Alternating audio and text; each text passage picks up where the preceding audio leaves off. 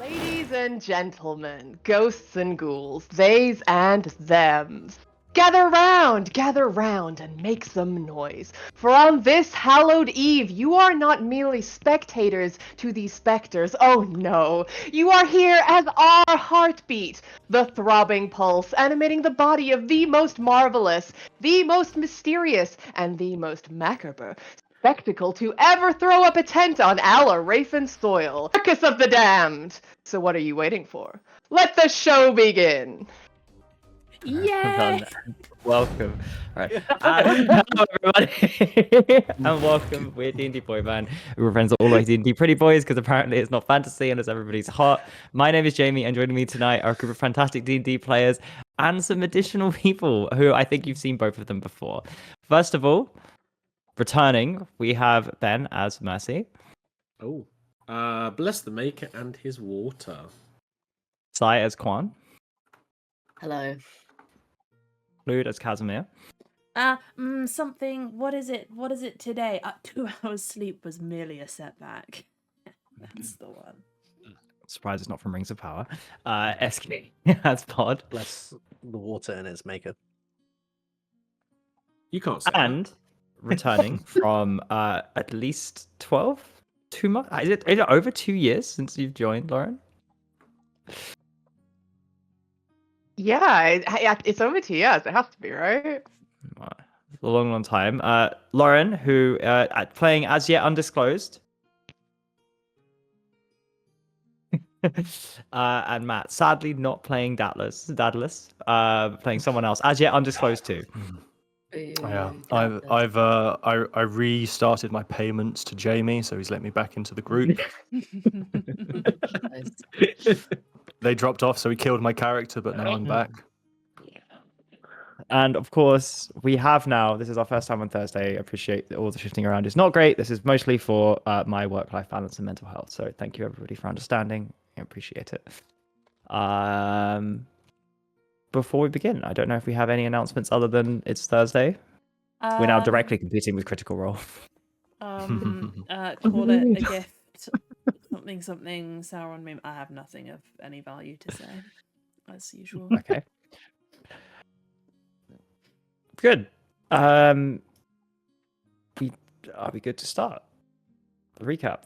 All okay? So, last session, we were back after a fairly long time. You were continuing your pursuit of the sword of Tyr, and you were slightly waylaid by some kobolds who offered to take you to their leader. In investigating the sewers, you have found that there are various waypoints or check marks that seem to be marked by some kind of necromantic orb, but you haven't quite got to the bottom of that. What you did, however, discover is that the sword was taken from the tomb by the kobolds, who said they didn't break in. They found it open and made hay while the sun was shining. You approached Scornveer, the necrotic veil, fairly large adult black dragon who seemed to be fairly significantly wounded, and managed to negotiate your exchange of the artifact bow you received for defeating Razor in exchange for this sword. You have not necessarily got a new ally, but at least someone who knows your faces and doesn't hate you on the spot. And you are now making your way back up top with the sword. As a reminder, your general feeling is that there is something fishy going on between the Ecclesiarchy, the Sovereign Arbiter, the Flameblade Syndicate, the High Praetor, and the Golden Order of Sacramar, and all of this happening alongside Abaddon's Empire resurgence. You're struggling to find out who to align with. Your knowledge of the Ecclesiarchy is ultimately what you've been, the kind of the history book show, but also Mercy's intimate knowledge of their previous war.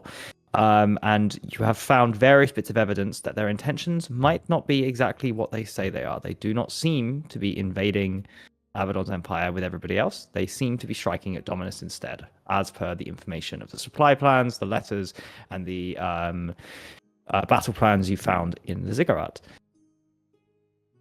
Making your way through the sewers, you are near to the top. You imagine it is not much longer to go. D&D Boyband, holding the sword of Tyr aloft, using it as a guiding light in the sewers. Back to you, Matt and Lauren. We will, of course, get to you in time. No, they're just here to watch. They're like Yeah. audience members put on camera. Don't worry about it. Don't worry about it.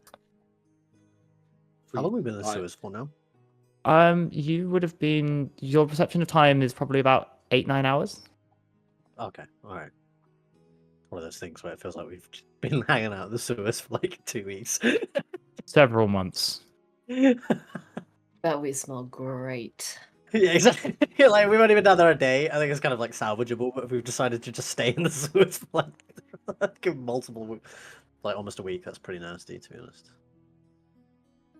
I think So if we've- we're heading up to the top, like, I guess you're talking about like to the entrance of the sewers, right, Jamie? Yeah. Okay. If we're heading that way, I think Quan is gonna stop pretty suddenly before we actually get to the entrance. And he looks like he's considering. And he'll turn to the rest of the group, or rather look forward to the rest of the group if everyone continues. Before we go on, we probably should discuss the matter of returning the relic to the Immaculate Ecclesiarchy. The letters and plans to invade Dominus that we came across trouble me. And he's kind of looking over to Casimir and to Mercy especially, and his eyes sort of settle on Mercy. I hold firm to the belief that those who walk in his light would stay on the path of honor and righteousness and learn from their past mistakes. Sounds like he's trying to be delicate about that. Or at least I would like to, but we can't ignore what we've seen and I suppose risk a sword this powerful being used to harm thousands. You sort of sound, Quan, like you're drifting towards withholding Tyr's sacred relic from Tyr's order of religious zealots. Am I hearing that right? I'll admit I was feeling unsure as to the strength of my faith, having only sworn my oath recently, but if this is their plan, and it is what it means to serve Tyr, then I want no part in it.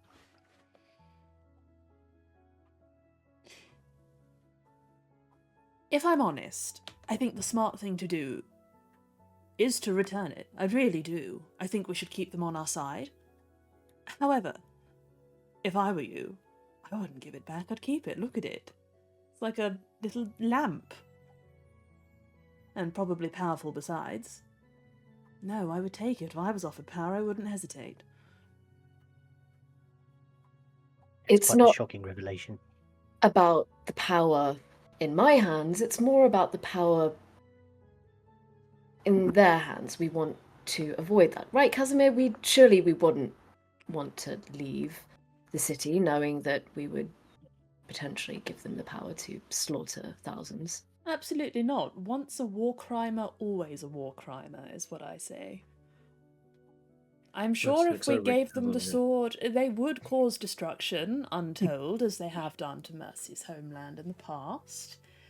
And it would not help me sleep well at night, Lord knows I already don't sleep at all, knowing that I had helped arm Sakramar's allies.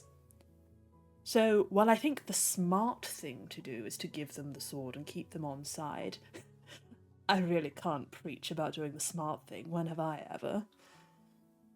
Fuck it. Let's steal it. Stealing from paladins sounds like my kind of thing. That's We're not stealing it, technically. what I proposed. Perhaps what we could do is believe in their good intentions and tell the ecclesiarchy that we have the sword, but we could question them on their motives before we actually hand it back to them. We may not want to do that in there. He kind of like, where were they again? Like, where were they staying? Like tents, like a camp? You're Like- saying in the Raven's Roost. No, they're in the No, last ziggurat. They're in that. Oh, like, there, yeah, mega- sorry, that, embassy. yeah, sorry. I'm so glad the DM's listening. We had to like Tomb Raider our way in. Yeah, it was difficult, right?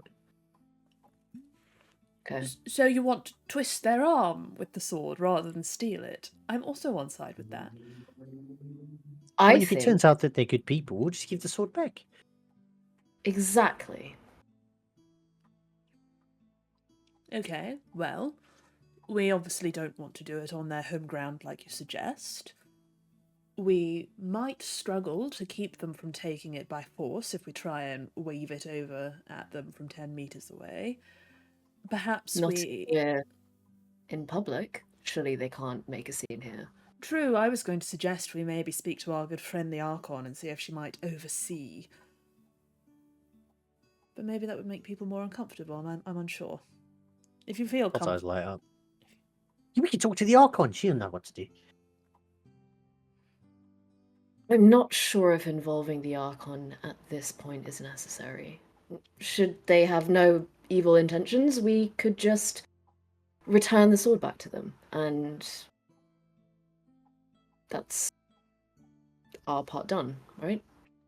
Okay, let's do it somewhere extremely public, near to the local guard, perhaps, where, should things go horrendously awry, we can call on favours. I feel good about this. The Knights of the Golden Order are also famously devout and doctrinally adherent. It's possible that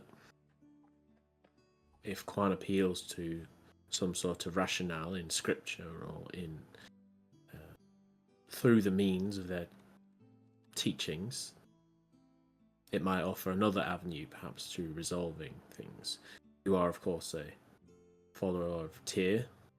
They claim to be. And,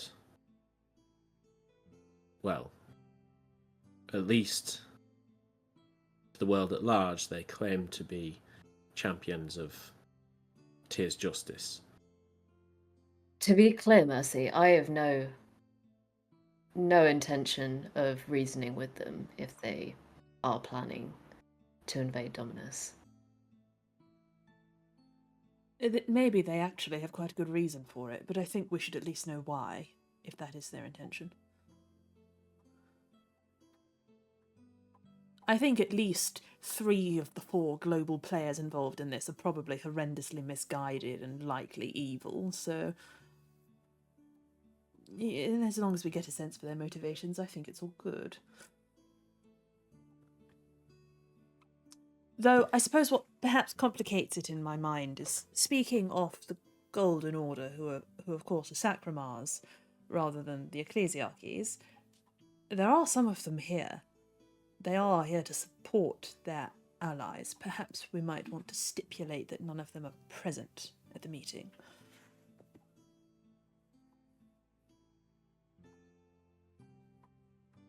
I suspect they could make a mess. Or I will make a mess of them, perhaps. I'm sure we could ask for a private meeting. I'm not sure a private meeting would be the best course of action. Public meeting, but without the order, I think is what I would angle for. Guys, I think this is a great idea, but I'm not one who's famous for his, general cleanliness and hygiene, but I feel like we should leave the sewers at some point. Please, please. I've been doing my best to perfume everything in our wake, but it's not.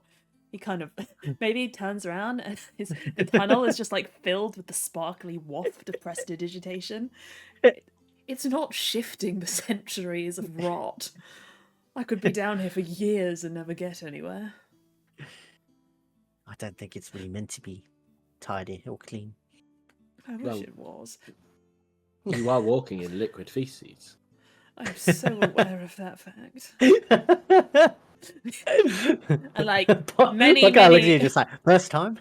many hours ago, like he's still got his like long sleeves kind of tied up in a bow behind his back to stop them from trailing, and maybe like his tail, he's like kept it held aloft the entire time.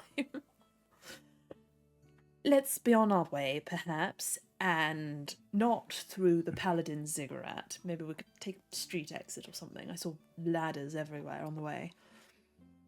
That's a great idea. And maybe we could hold off on taking the sword to the paladins until after we go to the circus, just in case we need it.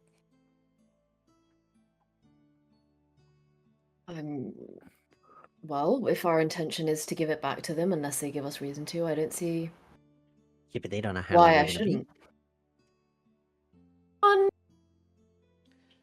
One's holding the sword, right? Remind me, DM. Yep. The longsword.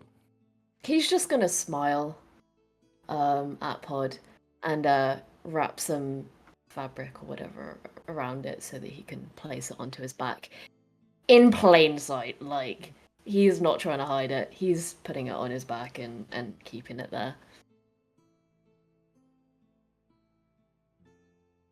I mean, you could always give it a trial run, and if you decide you really like it, maybe we do just steal it. Just But I think it's technically, better not to as they're succumb walking, to temptations, Casimir. yes, but technically you are a paladin of tears, so it would still be among paladins of tears. Just, different one. Yes, and it could just be a little treat, you know. Little treat. I'm just a girl, just a little treat.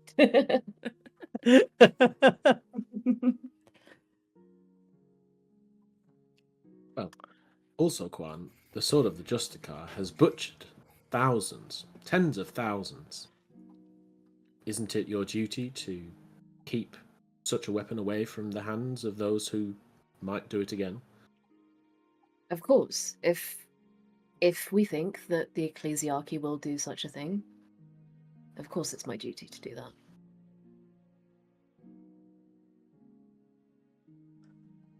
Do we need to roll a survival check to get out of the sewers, or are we just No, gonna? you were guys. So as I was reminded last session, some of you have keen mind. One of you has keen mind, so you are capable It's me, of getting in and out of the evil sewers. Hermione Granger. Hello, it's However, you all expel from the sewers as you. Nice. You have no issue making your way out of the sewers, especially not particularly through the Tombs of Tyr, and you emerge out on a street within the city of Alarafa. If you what are your plans? Well, as people are climbing the ladder, Casimir will stand and go last, and he'll be giving them a thorough prestidigitation and removing every last whiff of shit from them as they ascend. And then, thank you so much. Himself. Just thought I would clarify that one. That's important. Casimir, you should send a magical missive to someone at the ecclesiarchy ziggurat, perhaps, and ask for where the high priestess is. Right now, we're doing this right now. I'm down to do it right now. Well, I would. It would be dishonest to keep the sword on us and not tell the ecclesiarchy. Dishonesty is kind of my thing, but I acknowledge that this is your sword. You're fine. I will not go for the one whose mind I inappropriately attempted to probe. I will not go for any of the ones who seemed... Well... Never mind. DM, who would I speak to? Who would I get the sense was like the least unwelcoming, I guess? Was it the High Canoness in the end? Yeah, High Canoness Esmeralda Stone was probably the one that like you... The one that you spoke to the most. Okay. So, in 25 words... So just okay, out of character party, we are asking for a meeting with her. She's the second in command. Do we want their number one as well? I don't think their number one is here, right, Jamie? They are. They just you haven't met them. They were at rituals when you joined. Came to the cigarette. That's why you snuck in then. Oh shit. Maybe I'll leave it to her to decide. But we have your sword. We want a public meeting. No golden order. And I guess we probably have spent enough time in the city, we know a good place, like a main fountain or something. Yeah, like a town square or city square or whatever, right? Like, Yeah, just like somewhere that's open and... Like the local Starbucks food court or something. Also, there might be something to be said for like the, Varus factor of like, if you're number 1, you actually have 0 power, but if you're number 2, you run everything basically. Knowledge is power. The Nalaska power. The Lantern Square is probably what comes to your mind. Intersection of several major thoroughfares, public enough, but you reckon you could get like a quiet part of it for Okay. this meeting. So in 25 words, something to the effect of, we have your sword, come to Lantern Square with no golden order, we will return it. We have questions. Don't say we'll return it. Well, No, we can. What's wrong with that? intend to return it should they be nice. We definitively don't. Fine. Yeah, We hey, they don't need to know intend that. to return it, unspoken brackets, should you transpire to be nice men. No, We wouldn't but have there's problem giving it no- back if they were not going to war crime. Just say we intend to return it. We intend Also, to I return need to go BRB like for 5 minutes, so I will be back. Please don't. We're going to Please give don't your sword away question. while you're not here. We will not No. question the paladins. their lie detector might apply to messages as well. We don't know that. And we can hope that it doesn't. We don't know that it doesn't. But we can hope that it doesn't.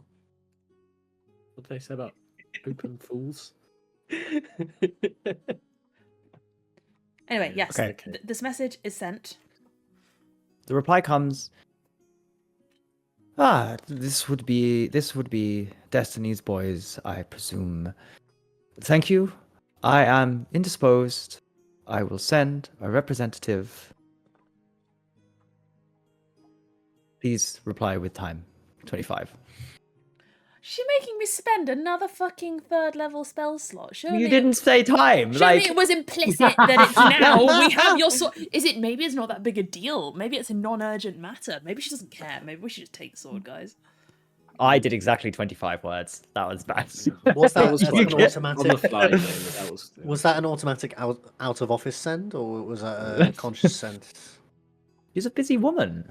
Let me look at my spell slots. I am on boys. annual leave. Please refer to my. I'm doing my second best. in command. Rather than spend another spell slot, there must be like a little guy running around. You There can must be amend your thing. No, there just must be somebody in the street I can stop and like hand 10 You can silver. grab a little beggar boy. Yeah. Yeah. and I'll tell him to go.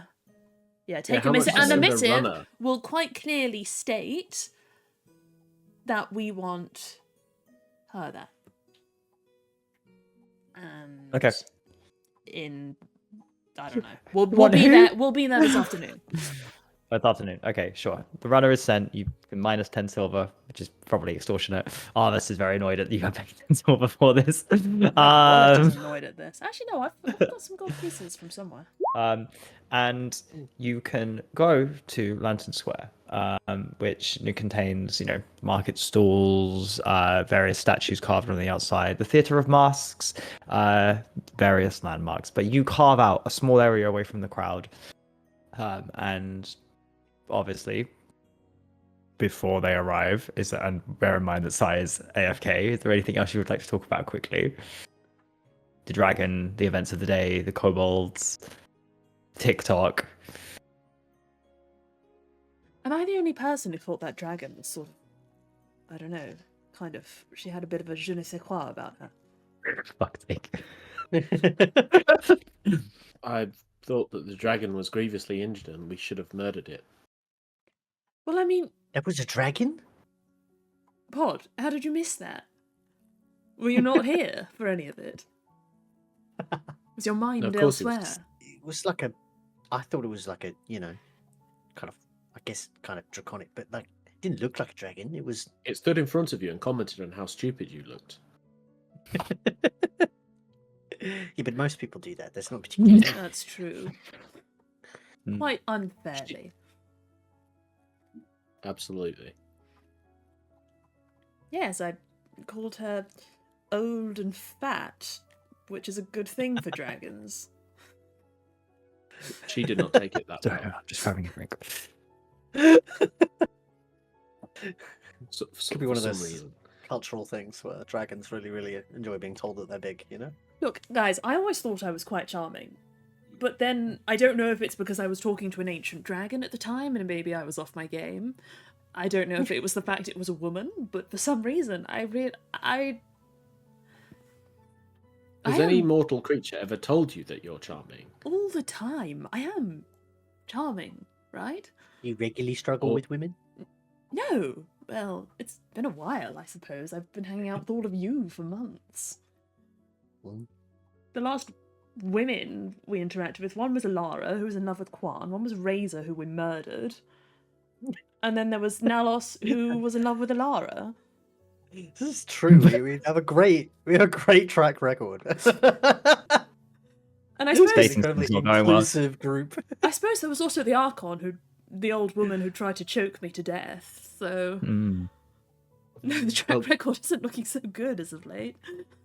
Wait, In what are we assessing your- talking about? Okay, so you've got to Lantern Square. No. You've told the High Casimir Candidate- turns to Quan, and with quite a saddened expression just asks, "Am I charming, Quan?"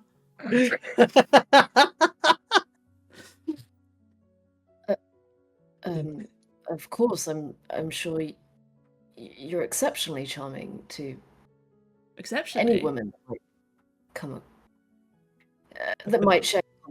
You think I'm exceptionally charming? That's a bit strong. I mean, I thank you. That's very kind of you. It's very charming of you, Quan. I'm not attempting to be charming, just honest. Well, you are exceptionally so. You kind of that's your arm. Let's So- go. Let's Quan- go. He just comes very Quan- naturally to you. arms. Quan looks at the hand touching his arm, and he just kind of looks at Casimir and nods. So you've made it to the square. It is beginning to get to the afternoon when you said you have asked the High Canoness to come and meet you. You are in Lantern Square. You can prepare however you want. You let me know, and then I will say the delegation from the Ecclesiarchy arrive. I'm gonna be someone I- else. Go ahead, Ben. Sorry. I'd finished. I'm gonna be someone else, not standing with the group, just loitering on watch for backup. Before they get here, I would like to start drawing up a zone of truth in the middle of the square. Probably just out of the way of like the foot traffic, but yeah.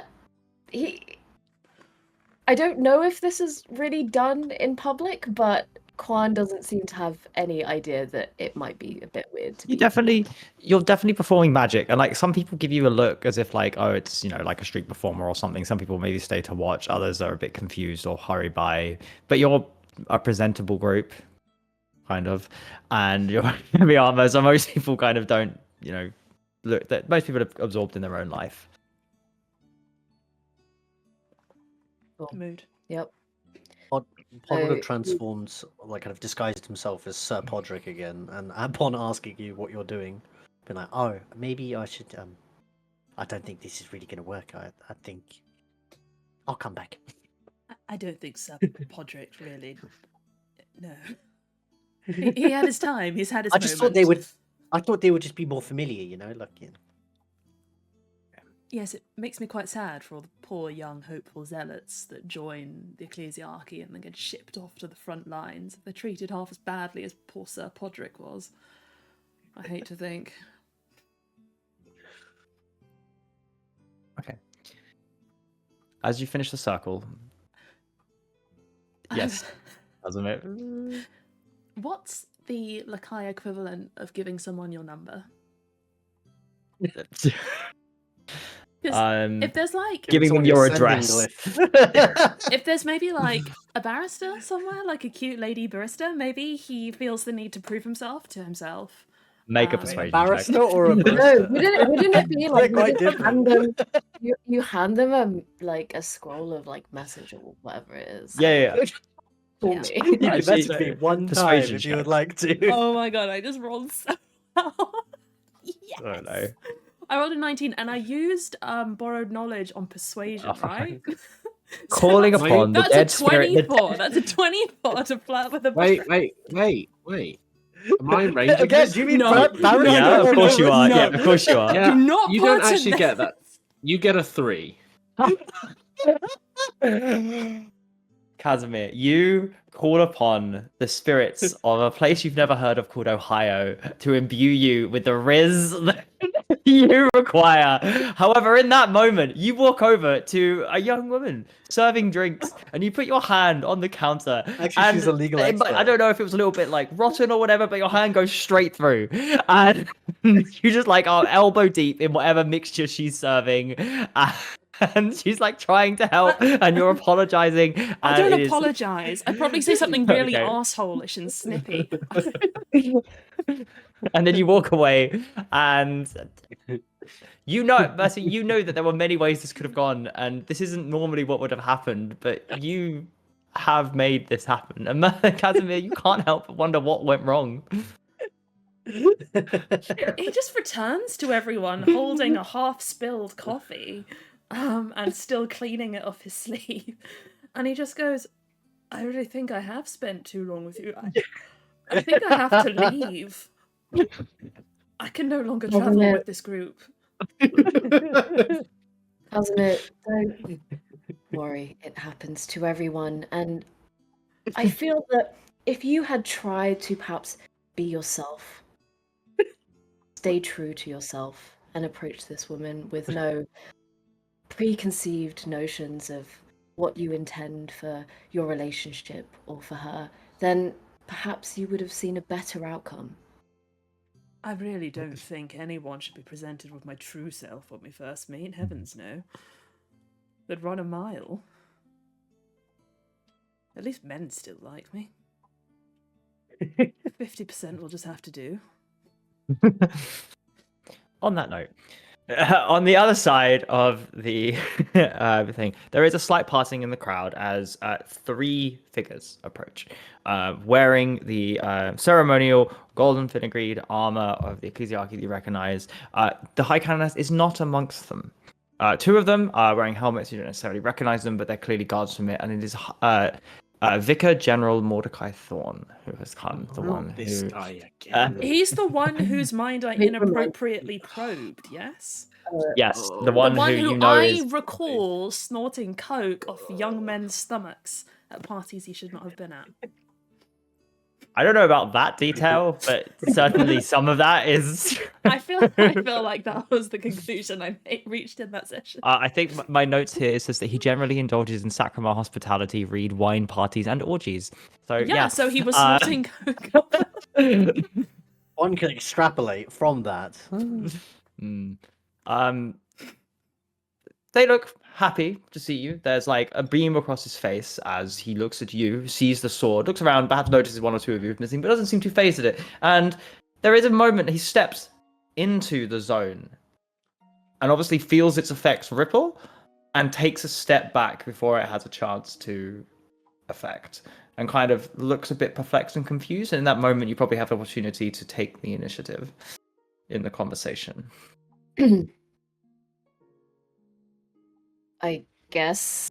Yeah, I mean, Quan is very pointedly standing in the zone of truth as General Thorne is approaching. And he will say, well, as you can see, we've found the sword. Yes, a most successful mission. I'm glad that you have achieved what you set out to do. And please, I would see it return to its rightful place, and holds out his hand.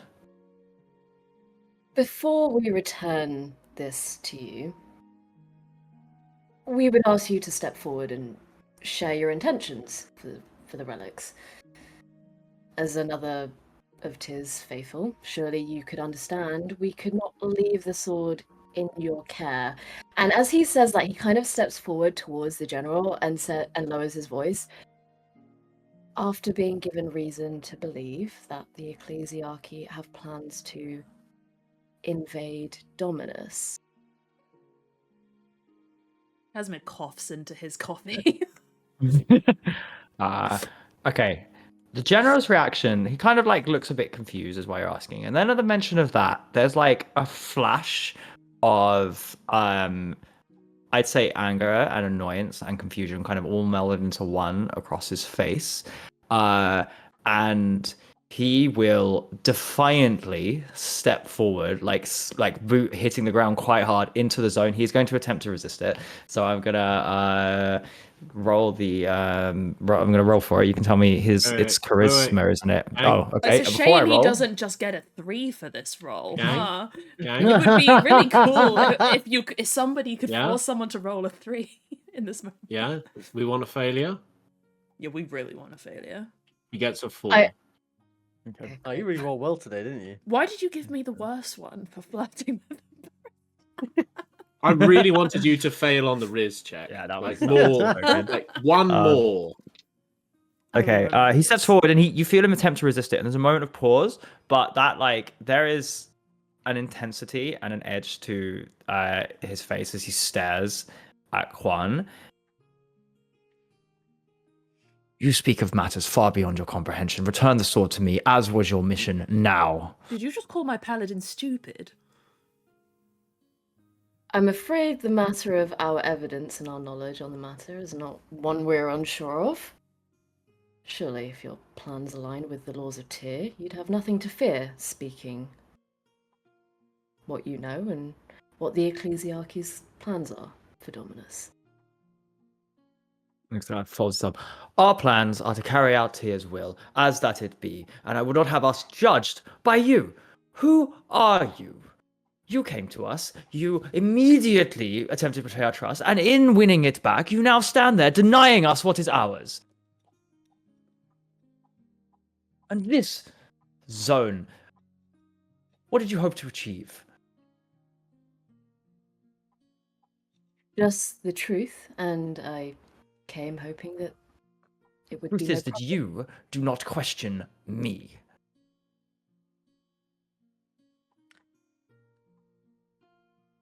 What kind of vibes am I getting, DM? Like, does this seem like defensive, like, or does this just seem annoyed that this has happened? Both. Like, annoyed that you would question him. Like, that kind of, this guy's big into authority. You get that sense. And, like, you shouldn't know what you know. And questioning lots of, like, how the fuck do you know? But that's coming secondary to just trying to get you to shut up and assert some level of control in the situation. We're not here to trade insults or discuss matters of rank. I'll trade We're insults. We're just here to ensure that the sword is left in the hands of someone that would not use it to murder thousands.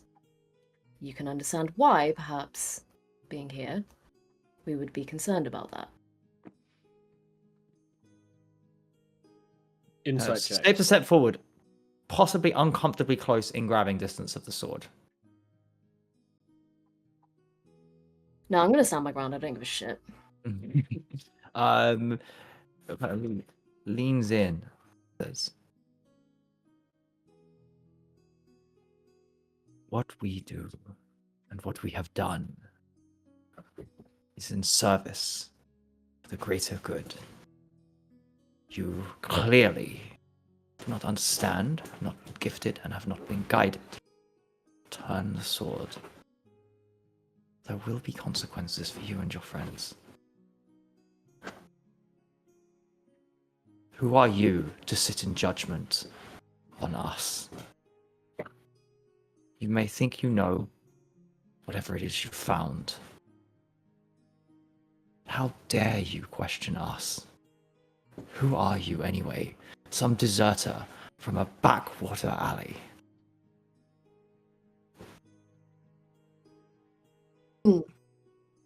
And at that note, he's gonna shift, I guess, a little bit away so that he can't just grab the sword and say,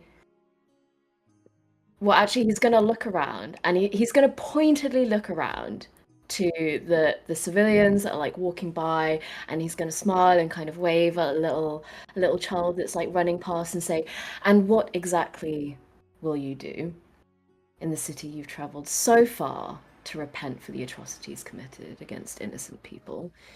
In the city in which the Archon herself has hosted us. You have made yourself guilty.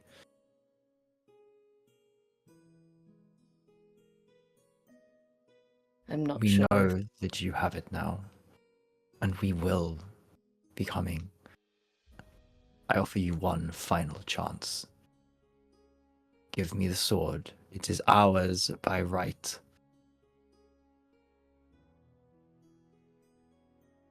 I think for the people here, everyone sees like the look on Corn's face. You have a he's not trying to hide it. He has no intention of giving the sword back now to General Thorn. Who are you to question him, General? I mean, The Vicar General of the Immaculate Ecclesiarchy, Lord of the Armies, Hand of Tyr. That is who yes. I am. And who are you? Well, here's the thing. 7 years ago at the Sacramas party, I seem to remember you indulging yourself rather luxuriously, shall we say, off the body of a fairly young gentleman. I understand that it is a lofty position you hold. You must have an outlet and a desperate need for stress relief, whatever it is. Congratulate yourself. But here's the thing. In Tyr's eyes, you're a fucking reprobate. And in Tyr's eyes, Quan is a paragon of virtue. So, really, who are you to question him? If you're not going to tell us the truth, then you're not having your sword. You're invading Dominus without your primary weapon. And you will have to extract it off our cold dead hands, only that will require murdering Tyr's agent. So, go ahead, I suppose, General. Okay. Mention the party, there is like a slight softening, almost like sheepish look towards those behind him who seem to pointedly be not looking at the general right now. And he I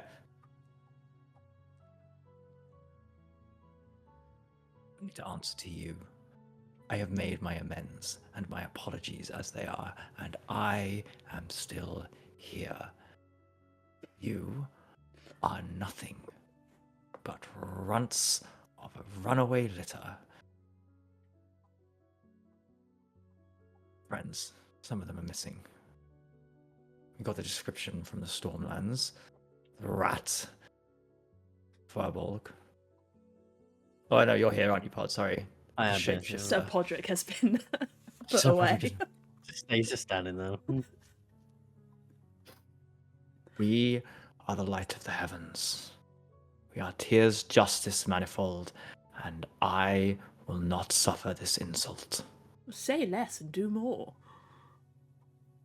Looks around at the crowd.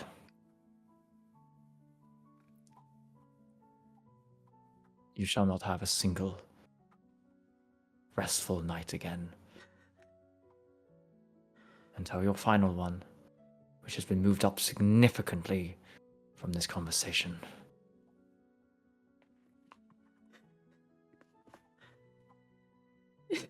Just gonna lean in. I will mourn your soul, and I hope you change your ways in the days you have left. See, Quan, this is why I hated you when we first met. All paladins are cunts. I can't believe it. He just sort of like turns on his heel like he's done with the conversation. Kind of waves his hand vaguely and leaves it for Quan to pick up on. Sword won't answer to you. Wait, what did you just say, sir? He said the sword won't answer to you. It will be the truest failing you ever feel. You're So- implying that my goal is to use the sword. Actually, it's the opposite, to prevent it from being used. Once a coward, always a coward.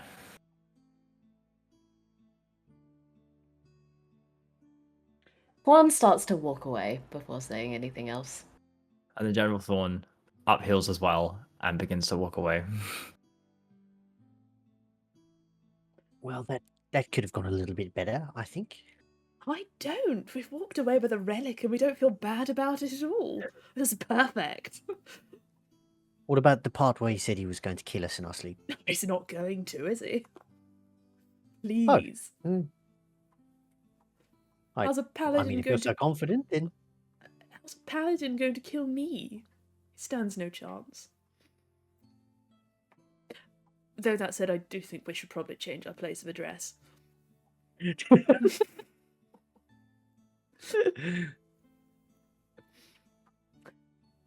Quan, did that answer any questions, any outstanding thoughts you had on the ecclesiarchy and their nature? I'm uneasy and disappointed that there seems to be corruption. I can only hope that it is, in fact, just from the general and not from the general, I guess, members of the ecclesiarchy. Did you see how his unit looked at him? I wish I could play that back in my mind. I can, of course, because I remember everything perfectly. Okay. You are also overplaying the barista moment in your head over and over again. I just want to be clear. Maybe for the next month I can do a daily thing where I illusion back their faces and replay it for all of you. Spread the joy. Well, congratulations on your ancient relic, Quan. He suddenly looks really unsure. The like wave of confidence inspired by doing the right thing is starting to wear off, and he's now looking a little bit sheepish and looking at the sword like he does not know what to do with it. Well, I mean, of course, when you said you weren't intending to use it, you were maybe understating your intent. Surely you're going to be wielding this in our battles to come. You're going to stab people with the holy light of justice and all that? As much as I'd like to believe that we're doing the right thing, I can't deny that his words... I'm not entirely sure if I can, in fact, wield the sword of Tyr. What do you mean you can't wield the sword of Tyr? Well... I don't remember. I mean, you perhaps something happened in my past in which I broke my oath. I don't believe that to have happened, but I don't remember, so I'm not entirely sure if it's possible. Well, I mean, he accepted your oath, didn't he? Your second oath? Unless you're still harbouring naughty extraneous thoughts about Pelor or whoever it was you were talking about when we first met. You should be fine. Perhaps, he says very unsurely. Who is Pelor, by the way, anyway? With that revelation you're in fact an Azamar, is he what? Is he your dad? Maybe he's not a god at all. Maybe he's just a guy. Does Casimir proclaim that he's an Azamar loudly in a public place? No, I think he's just talking amongst the group. Quietly? Good amount of shit, you know? He says the words at normal talking volume.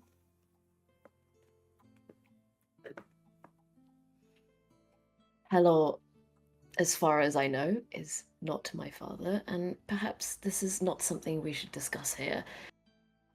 I think we should look for some food, water, before we move on to our next destination, which may be leaving the city quite quickly, perhaps after that. But we could run away and join the circus.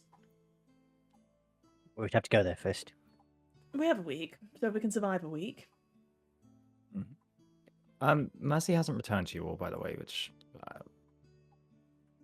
you notice that there hasn't quite. But as in Mercy, those of you higher inside might have noticed that Mercy has followed the general.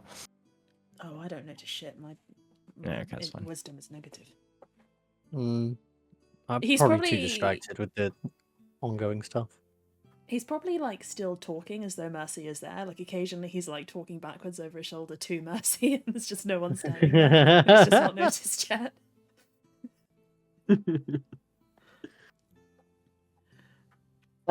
Did you say passive insight? Perception, I think. Oh, How much? mine's 13.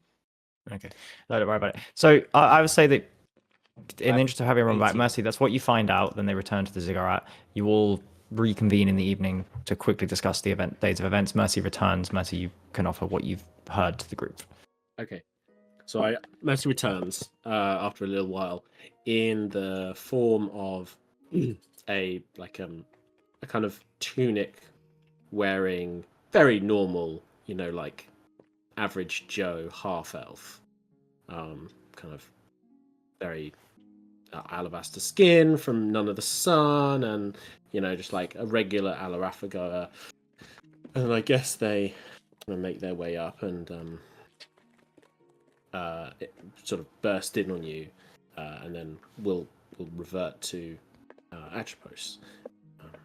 That's such a jump scare, Mercy. Can you, when you open the door, be yourself? Every time somebody who isn't you walks in, I'm close to blasting their head off.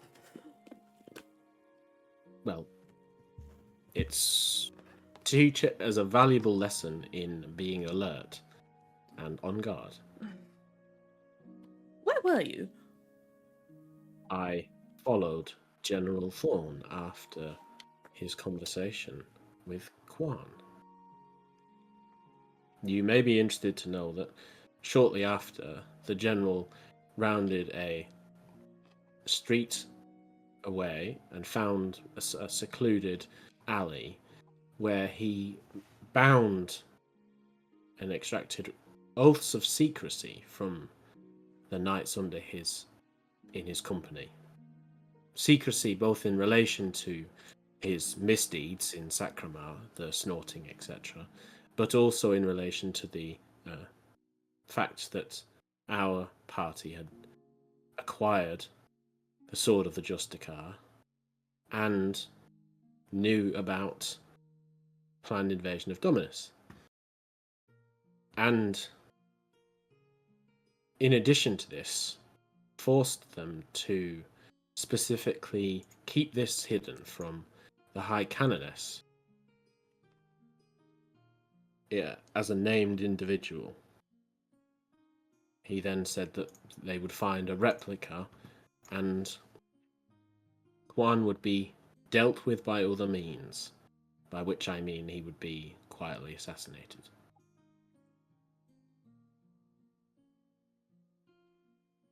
This is actually quite good news.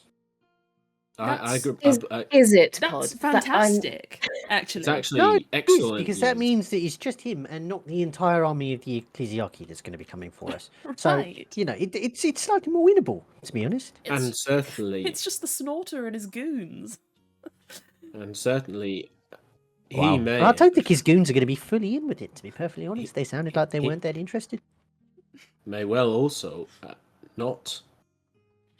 may well be culpable in the infirmity or whatever of the High Canoness that you said that she was suffering from, Casimir.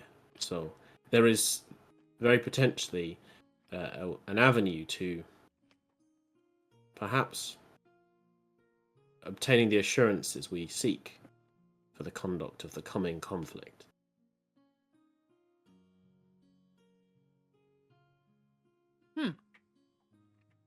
Really, this is, the more I think about it, the better this gets. I don't think we should sleep on it, though. I think speed is now of the utmost, and the first explanation to the Canoness will be likely the most powerful. If we are able to reach her, inform her of what has happened, and reveal the transgressions of her Major General, Vicar General, we will be in a much stronger position to oust him or reveal it to him as the traitor that he is. And if, let's say, if the corruption is not just with the general, and she doesn't share with us their plans for Dominus, what then?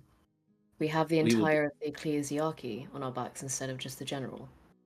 It's Well, a gamble. I would say we will be in a no worse position. I But General Thorn presents his version of events to the canoness or others in the ecclesiarchy. I believe that what you have described will follow anyway. I don't think he will present his version of events. If he's going as far as a replica, he's trying to keep it hush. He doesn't want her to know that he's failed to get the sword from us. We can return the real artifact to her at a later date if we believe that she is worthy of it. But we don't need to do it now. There's a slight misunderstanding. So you heard him say to the group that you had found a replica and that therefore he hadn't returned with the sword, and that you were continuing the search. Right. That you were mistaken and you hadn't actually found the sword. Apologies for that. Okay. Just cleaning that up. Okay. No, sorry. So then we just have time, right? Well, we can take Yeah, so he's not completely fucked. He's just we can take it to her direct whenever we see fit, really. But it sounds as though he's playing for time until he kills us and takes it. He won't make a move until we're dead and he has it in his hands. What Fine. then? Allow him to make a move. We just kill him when he comes for us. It would be hard for us to assassinate him, but if he tries to assassinate us and fucks up, which he will, because we cannot be killed, can I remind you that Bane, the renegade god of order, couldn't kill us? Feels good to be able to say that name. Anyway, we are undefeatable. We cannot lose. We cannot die. What's a paladin going to do? I mean, it's ridiculous.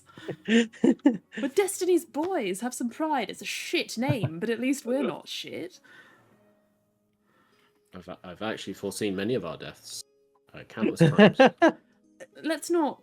yeah. I'm not so sure that we can't die, but I imagine it's probably a bit harder than the average barkeep. We are a bit stronger than a barkeep, yes. Good. Well, I feel quite And good that's about definitely this. something to be proud of. Let's stay on watch for holy assassins, and otherwise enjoy our week until the circus. I think Okay. Mercy is. I agree with an element of what you're saying, Mercy. I think that perhaps we should make it our mission to find out exactly what their plans are for Dominus in the time that we have before we make a move and inform the High Canoness. Agreed.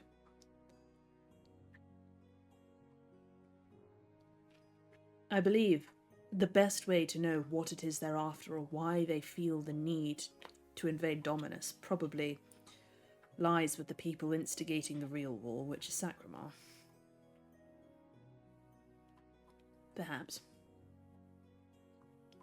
Shall we We can sleep on that one. eat briefly and rise at sunrise then to discuss a plan of action for the next day?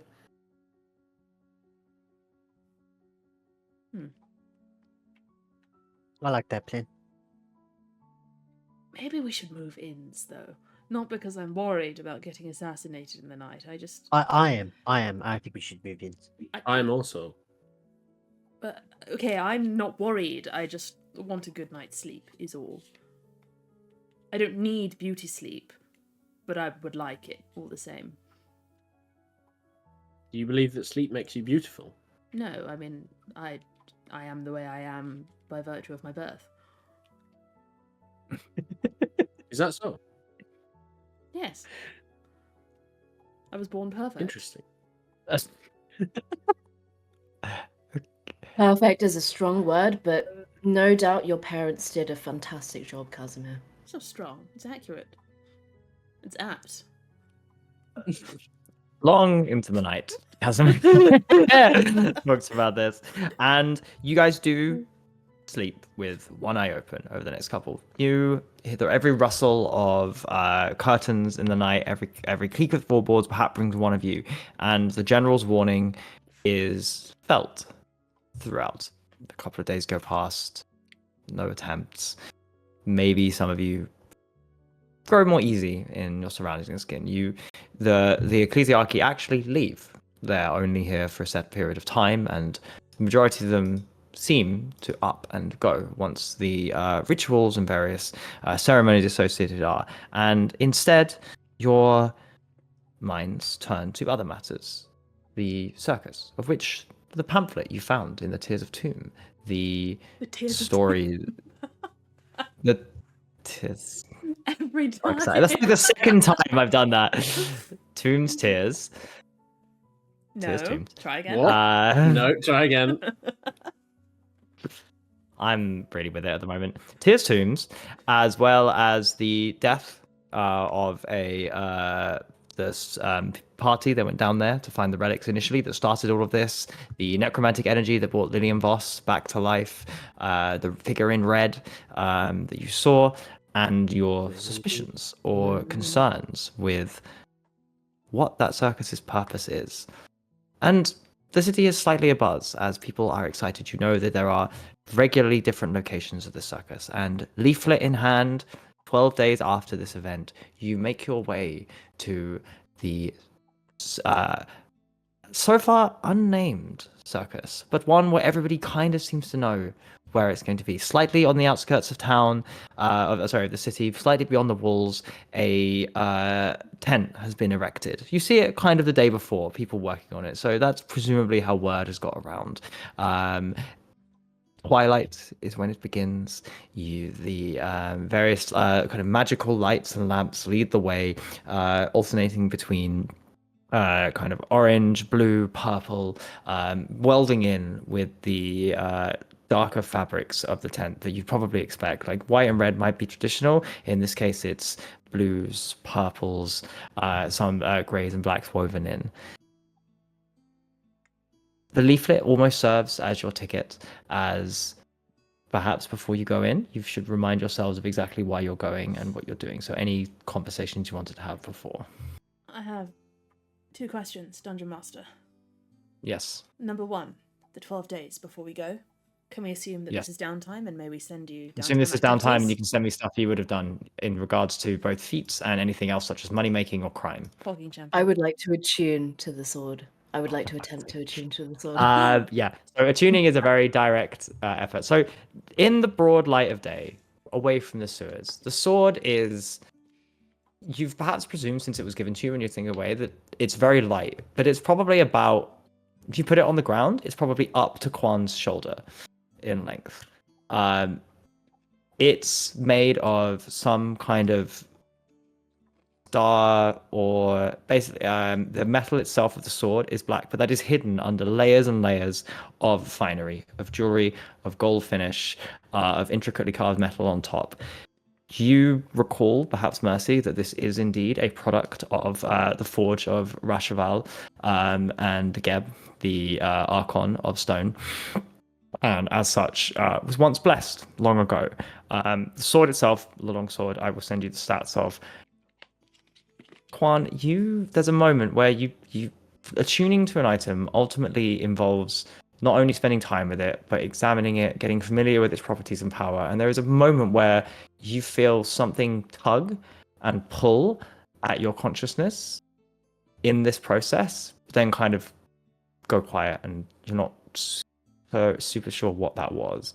But you manage to attune to the sword of the Justicar, of which stats I have shown you. There is a warmth of swell of happiness and like relief that wells inside you, that perhaps Mordecai's Thorn's warning that you wouldn't answer to you or you wouldn't be able to use it has gone from your mind, at least in part. Sick. Armed with the black or golden greatsword, you approach the circus. Perhaps it's worth reminding yourselves what you want. Yeah, so our initial motive for the circus was because it sounded fucking sick and the guy was called Greg Skellington, right?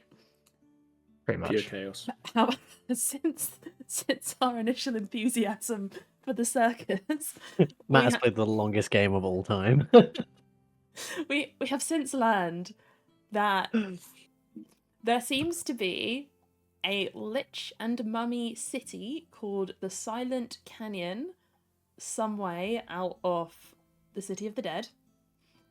Normally, they have a bit of a pact with the City of the Dead where they take the little mean skeletons out via the sewers, so they safely go live with all the mummies and shit. However, we have spied stuff happening the other way around, where skeletons seem to be coming into the sewers from the Silent Canyon, and also stealing stuff from Tyr's tomb. Not the sword, but other stuff, and they murdered some paladins in there. But we don't know. They could have taken the sword, right? Because the kobolds only found it, right? Yeah, It was already removed from the No, tomb. they found it from the tomb. They told you. The kobolds. They went in afterwards and grabbed it. Yeah. I swear you literally said in the recap that. If I did, that was wrong. They found it from the thing. Okay. Sorry, my bad. But we know that So they pilfered it. Yeah, they pilfered it from the tombs. Okay. But we know that there was a lich in the tomb who killed the paladins with some goons. And when we tried to leave the tomb, there was a scrying orb that gave us a villain monologue being like, yo, come and see, fucking spooky scraggly bones and shit, etc, etc. So Is that we a reasonable walked into his summary? lair. Yeah. Yeah, that's a reasonable summary. Yeah. Yeah, okay. So we are here. Well, Casimir's here because he's really fucking excited and he loves the circus. And he wants to find his skeleton friends. If you said something, you were muted, Eski. Oh no, he's talking to ghosts. Sorry, ask me the question again. No, I thought you said something, but you were talking to ghosts. No, I was talking to ghosts. Okay. Okay, so I think today Casimir is particularly excited. Whatever he's been up to this past week, which is probably nefarious necromancy shenanigans, he's been talking about the circus incessantly. He's been telling you guys how excited he is to meet people who might practice the same magic as him, how he's never met anyone who has interests in skeletons before. He's asked you, is Greg Skellington really a skeleton, do you think? Do you think he's sentient, like mine? Do you think he's a lich? I've never met a lich before. Do you think it's polite to ask if they eat? Except, this is all you've heard for about 48 hours. And he looks like a child in a toy store as you approach the tents.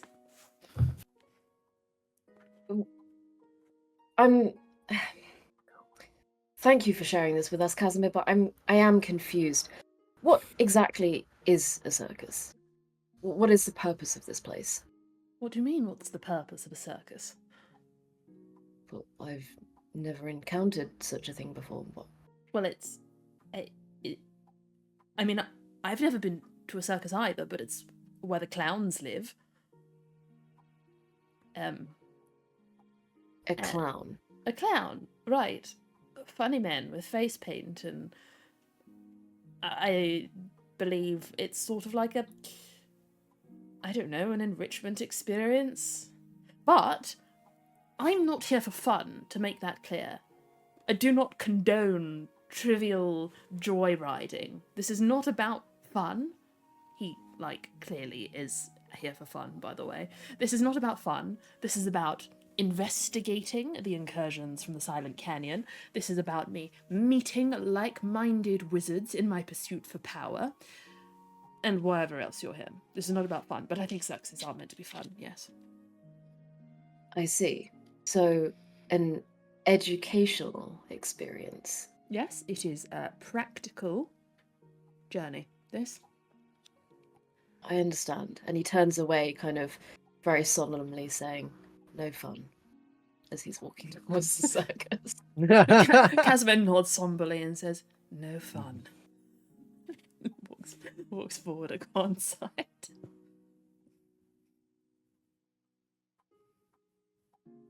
Okay. Anything else before we begin? Taking your places amongst the crowd. Can we get It's some all silly standing. circus music is the question. We should maybe get some silly circus music. But, from How do it's we all get circus standing. music? The tent seems absolutely packed with tourists, travelers, the denizens. Clearly, this is a popular show. The exclusivity of it, the fact that it seems to be random in its occurrence, the secretive nature of the very name, the acts have attracted a lot of attention. People have come from Alarafa and all around, and you are wedged slightly in, perhaps. There's a little bit of jostling, a little bit of pushing. The tent is massive. There are various lights that kind of, you see people completely overpriced coffees and whatever else you want. Casimir perhaps towards one particular coffee store, or even now after this time. And after a little bit of time, just as it's imperceptible between whether or not it is day or dark, the tent, all the lights flicker out, and the air immediately seems to grow thick. In the center, a single spotlight illuminates the ring, revealing a tall, slender figure in an elegant coat. Gonna quickly, I don't think you sent me a description, Lauren, but I will. Would you like to do this, Lauren, or shall I? How? I could do it, I guess. If you're not ready, that's fine. I can. No, that's fine. Yeah. Go for it. Yeah, a tall, slender figure with silver hair, a large jester's hat, and draped multicolored fabrics adorned with jewels and bells and all sorts. And with a big, wide smile, like face, half painted, like elegantly and brightly colored. Just sort of like a handsome jester, maybe some little skull motifs all over his jacket and in his hair, and then maybe little skeletons, just sort of like skeleton puppets, sort of like floating around nearby him as well. One of them wearing a sun hat. Okay, you didn't have to make him exactly Clued's type. Yeah. I made it my type. Yeah, it's true.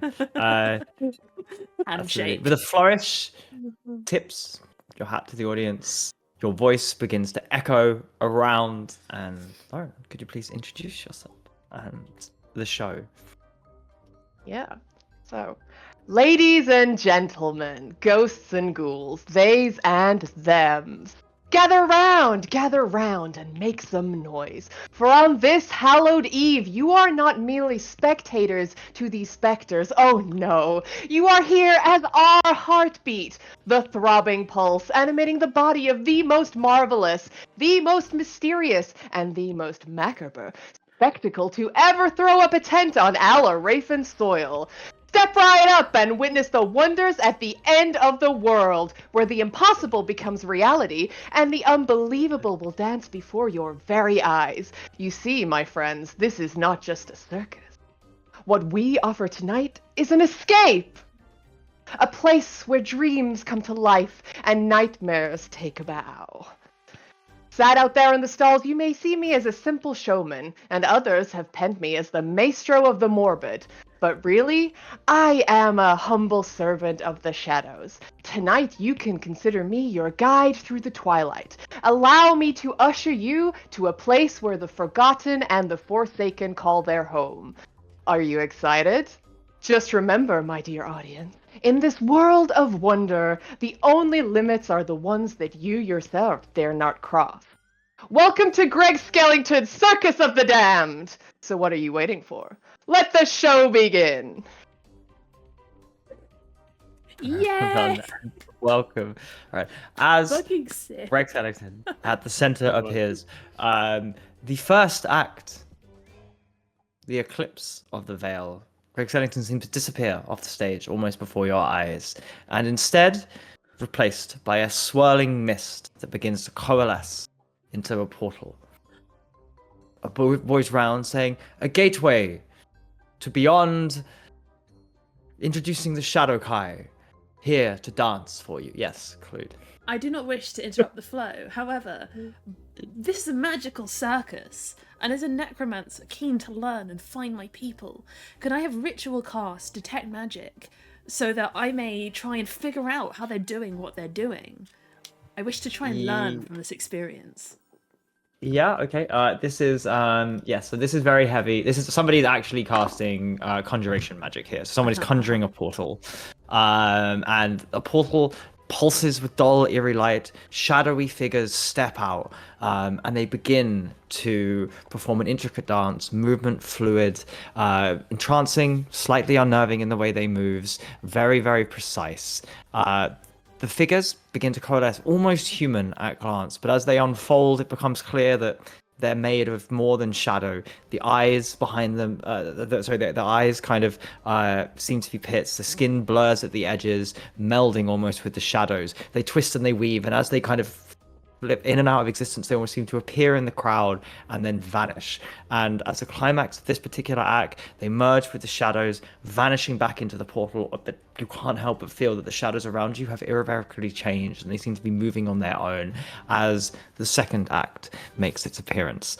High above the ring, the spectral soiree begins. Seemingly ghostly figures appear, full of they almost seem translucent at this pace, swinging from trapezes and silken ropes.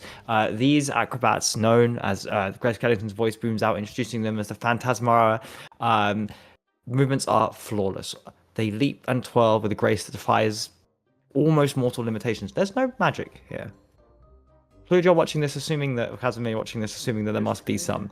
They perform, their laughter can be heard almost echoing around, and it seems almost a time that they are swinging through these hoops. At this distance, it is difficult to perhaps see, but with your things, you mean that they are not truly there or alive. But that adds to the show, as you are the only person, perhaps, or the only group willing to not be tricked or fall into the disbelief, as a spectral soiree form a dazzling intricate web of lights mid-air before they fade away into wisps of mist, leaving all of you, or perhaps all of the crowd but you, questioning whether they were ever truly there at all. I'm going to be a bit mean, and I'm going to say that I've cast Eyes of the Grave. Can I know which of these things are genuinely undead? Those were whites you were seeing dancing up there. What about the ones before? What I've seen The ones before was actually a portal to the Shadowfell. Those were Shadowkai. They were not alive. Would I have seen that those were literal ghosties up there? Would I have seen necromantic magic?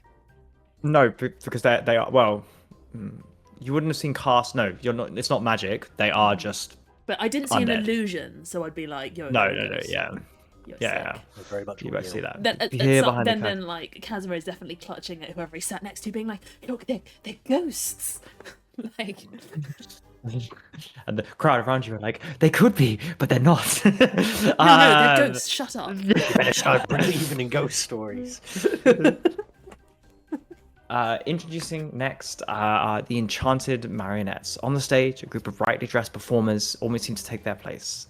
A troop of lively, skilled dancers beginning to move. There's, again, something slightly unsettling about the mechanical nature of their motions. Almost as if they're controlled by strings. And Casimir, you do see that there are these vague lines touching them to something in the ceiling, where there's two figures holding, almost like dancing with them. These are reanimated corpses. They are not living. Is it like when I use Mateus and I string him along? This is more kind of direct, like you see them pull and move the movement. So these are like someone animating a corpse, like in real time, moving it. So the movements are incredibly unnatural. The dance itself, beautiful, unsettling, and because of that, and at the end, they almost seem to collapse in on themselves before being lowered through the floor as the audience gasps at the possibility that maybe what they were seeing wasn't what they expected. Finally, a figure looking completely normal steps on Fave, and introduces themselves to the crowd as Mira Lyric, and says, "For this next act," and kind of all takes off an incredibly life form mask. "I will need some of you to join me in a magical masquerade. Tell me, whether any of you wish to be a character from history or across Lukai, maybe an Archon, maybe a dragon. Who here has wanted to be more than they are? Hands up, I'm looking for volunteers."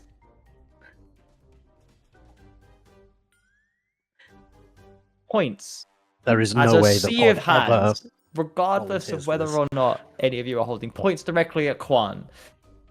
You, my good sir, on stage, please. Oh, fucking dare you, Jamie. As Quan Pod sighs a probably sigh of relief embarrassed, that it's not him. He's like, thank God. as Quan like looks horrified and awkward and stands there. Mercy, with your insight, there is a figure standing behind Quan that at the glint of light, you see a blade retract into a coat.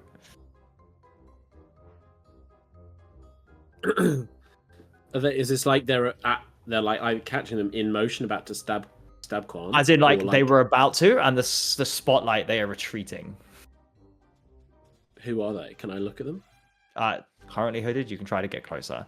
Quan, however, you have been ushered to come on stage. So Mercy, please make whatever rolls or check you would want. Yeah, stunning strike. I'm gonna quietly elbow them in the solar plexus. Sure, make your rolls. Quan, as you make your way up, the rest of you perhaps. Sorry, no, Mercy or not. no. No, you should You go. refuse. You should Yeah, go, you Quan.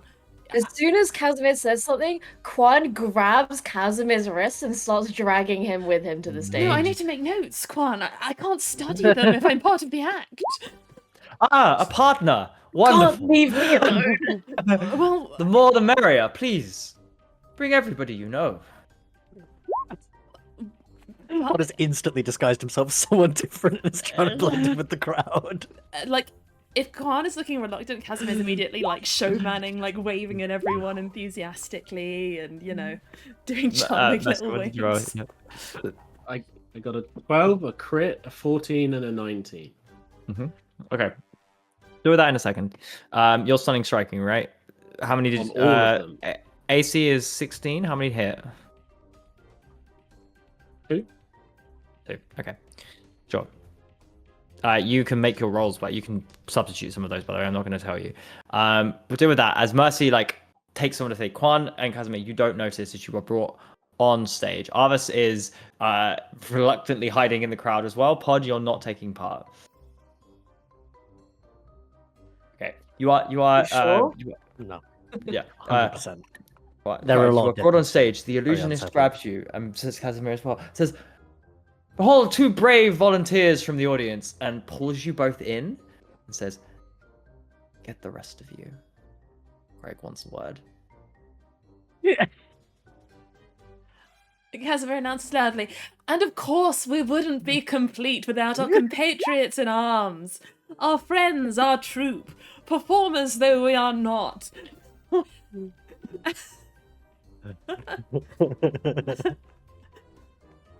I guess I have 18 perception, so I guess maybe I noticed Yeah. that this is not a. So super Pod wide will idea. make your way awkwardly on stage. Arvis will join you as well. Mercy, you are going after this. Would you be swayed by this, or are you still attacking? Well, am I not? Is this not mid me beating the shit out? Yeah. of someone, Okay. like, Yes. in So the I would say behind Mercy is distracted by this. No, sorry, not distracted by this. Mercy, you're beating the shit out of this person. 2 hit. Okay, but Am I wouldn't we replacing any of notice? those? I feel like we'd kind of like notice Yeah. and, and midway through maybe Casimir's like, oh, and that's all of us. Yeah. So, okay. Turning round, having now realized this, you see Pod awkwardly making his way. You see Arvis walking. You see Mercy begin to pile and punch a hooded figure, and as that is happening, you see a flash of blades. He's an expert assassin. I'm sure he'll keep it pretty subtle, no? Has anyone in the crowd noticed this? I will say that the spotlight is on you and the center, not as of right now. Heavens, I do love when a circus involves a staged assassination. What good fun! How mischievous! And he kind of turns to the. Who have we been called on stage by? Mira Lyric, the illusionist, as such, and says, Mira, of course. Well- This is all part of the game. I imagine these men fighting in the stall. Mira takes a second, clearly slightly off guard by this as well, and composes themselves as a performer does. And Mercy, I would say that you have landed. Do you want to replace any of their roles? Well, Wait, is today a new day? Yeah, it is. Yeah, I it's do. like Yeah. What did I do? I was gonna give one of them the first one a 2, so I assume they fail. Yeah, absolutely. Your first hit or second one that hits slams, and they are completely stunned. And you're just like beating it away. And at this point, the entire crowd, Mercy, turn towards you as this person is frozen, and you hear that from Casimir. You've done. Let me know how much damage you've done to them. They've got quite a bit of chunk of AP. I don't think you've killed them, but as everyone is staring, maybe I'll fill in the bravo, fantastic, great show. Can I look at this person, maybe? Just before absolutely. Pull them off. You don't recognize them. It's not the general. Okay. As they're like, maybe the hood falls off and they just like, again, they are completely stunned and you've been punching away. You see them like cough up blood a little bit. They look to be a half elf, about 60, so somewhere between like teenager and adulthood. Their skin is a lot paler than you'd expect. Their eyes ever so slightly sunken. Hair is completely shaved, with a couple of tattoos that you recognize as belonging to an order of assassins based in the city of Alarafa. Yeah, I'm gonna keep going until this guy just goes to sleep. Not killed, but I'm gonna make him go to sleep. Okay, based on your roll, I will say that a couple of seconds go past and you do knock this person out. But for the final few blows, the entire circus is now staring at Mercy as your elbow cracked forward and this person slumps into you. Okay, I just catch it. Oh, there we go, buddy. There we go. Oh, Do you want to bring them on stage? Sure. I'll take them on stage. Give us a bow, please. Yeah. Oh, best friend. This has happened before. Mira kind of mutters, nothing ever goes to plan. And of course, the staged assassination, a foolproof chart of the show here at the Cult of the Damned. So, group, tell me, what has always been your desire? Is there someone or something you would always rather have been than who you are now? Within the mask, you can be whoever you want. Could I be myself, just outside of the A mask? dragon! I thought it would be wonderful! I am so glad you suggested. And at that, there is illusion magic cast. A huge adult white dragon fills the space, and a hole in the illusion that you see opens up, and there is just like a note from Mara, like, jump in there now. 100% jumping in.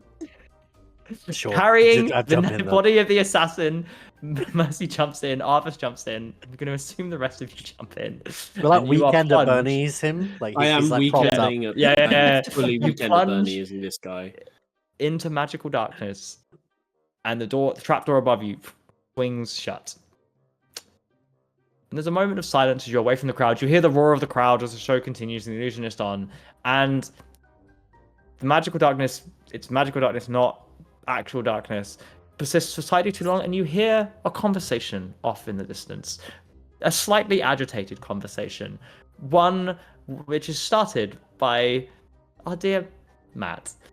Matt, what is the first part of this conversation between you and Gregarious Skellington that they hear? So, Greg, what's a guy got to do to get out of these chains? Well, for a start, you probably should be alive, because the reason you're in these chains is because you're dead, and I'm taking you back to the afterlife, dude. Greg. I'm much too full of life to be dead. Just let me out of here and I can show you exactly what I mean. No, I already know what you mean. One of my guys saw you get eaten by that dragon and then stand back up. You're undead, bro. There's nothing you can say that's gonna make me take you out of this collar. Never mind, it actually kind of suits you. I mean, it does compliment my eyes, you're right. And you look, and it matches your outfit as well. So it's quite nice. I appreciate the thought touch. A bit of matchy-matchy, it might convince you to come along with us. We have a good old time here, but you're a flight risk, bro. I can't take you out of this cage. I'm sorry. Listen, there's something wrong, all right? You're listening to a skeleton over a fully functioning person telling you what happened. Your intel guy's shit. I raised that skeleton with my own 2 hands, man. Like, he's loyal to no one but me. He's not gonna lie to me. I'm sorry. a dropping of magical darkness, you are surrounded by glass. Enchanted glass. There is a roof above you. It's about 8 feet tall, and you are at the bottom of the circus.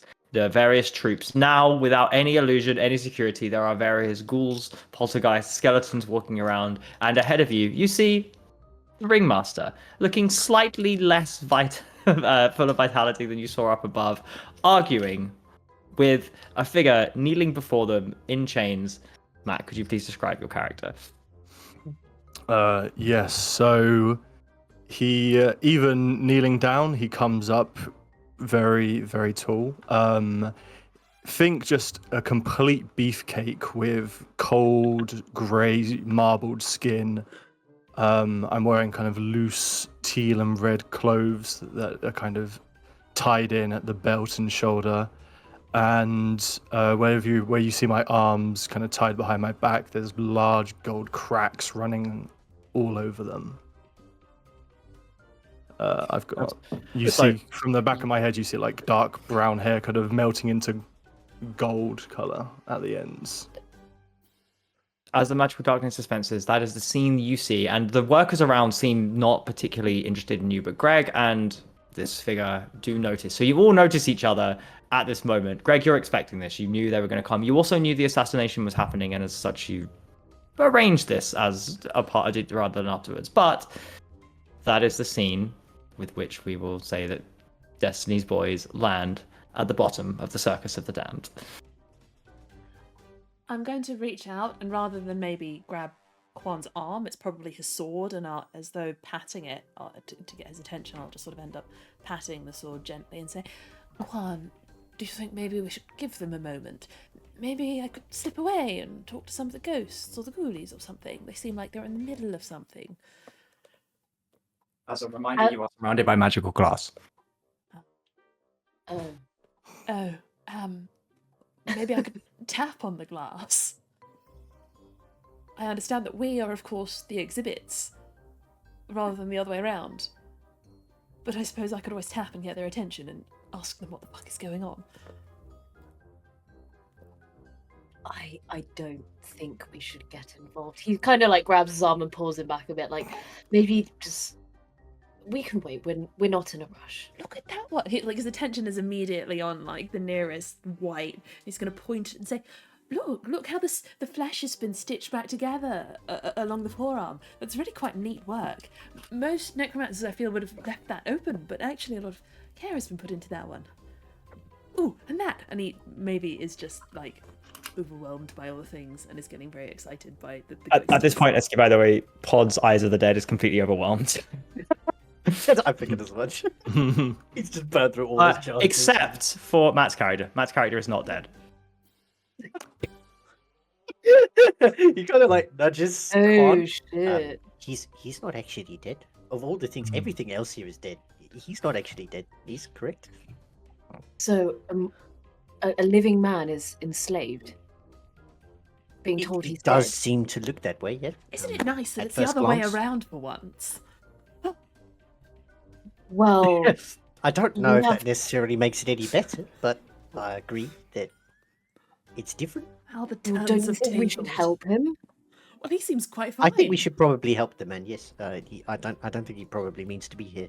Well, If no, I was surrounded by this many undead and I was in chains, I'd probably be a bit distressed personally. well, no, it sounded like it was a different sort of context. They were talking about showing each other a good time. And I'm not sure. It's quite the read you're thinking, Pod. But how could they possibly have a good time in chains, surrounded by these By lots of undead? Well, don't judge. There's no judgment. I'm just here. saying, These are- in most situations, this would be a cause for concern. You like what I'm you not. like. Do it for you, not for them. Kwana, I believe what Casimir is referring to is the sexual gratification through pain that some humanoids enjoy from time to time. And also some And then- voyeurism, but with the undead, yes.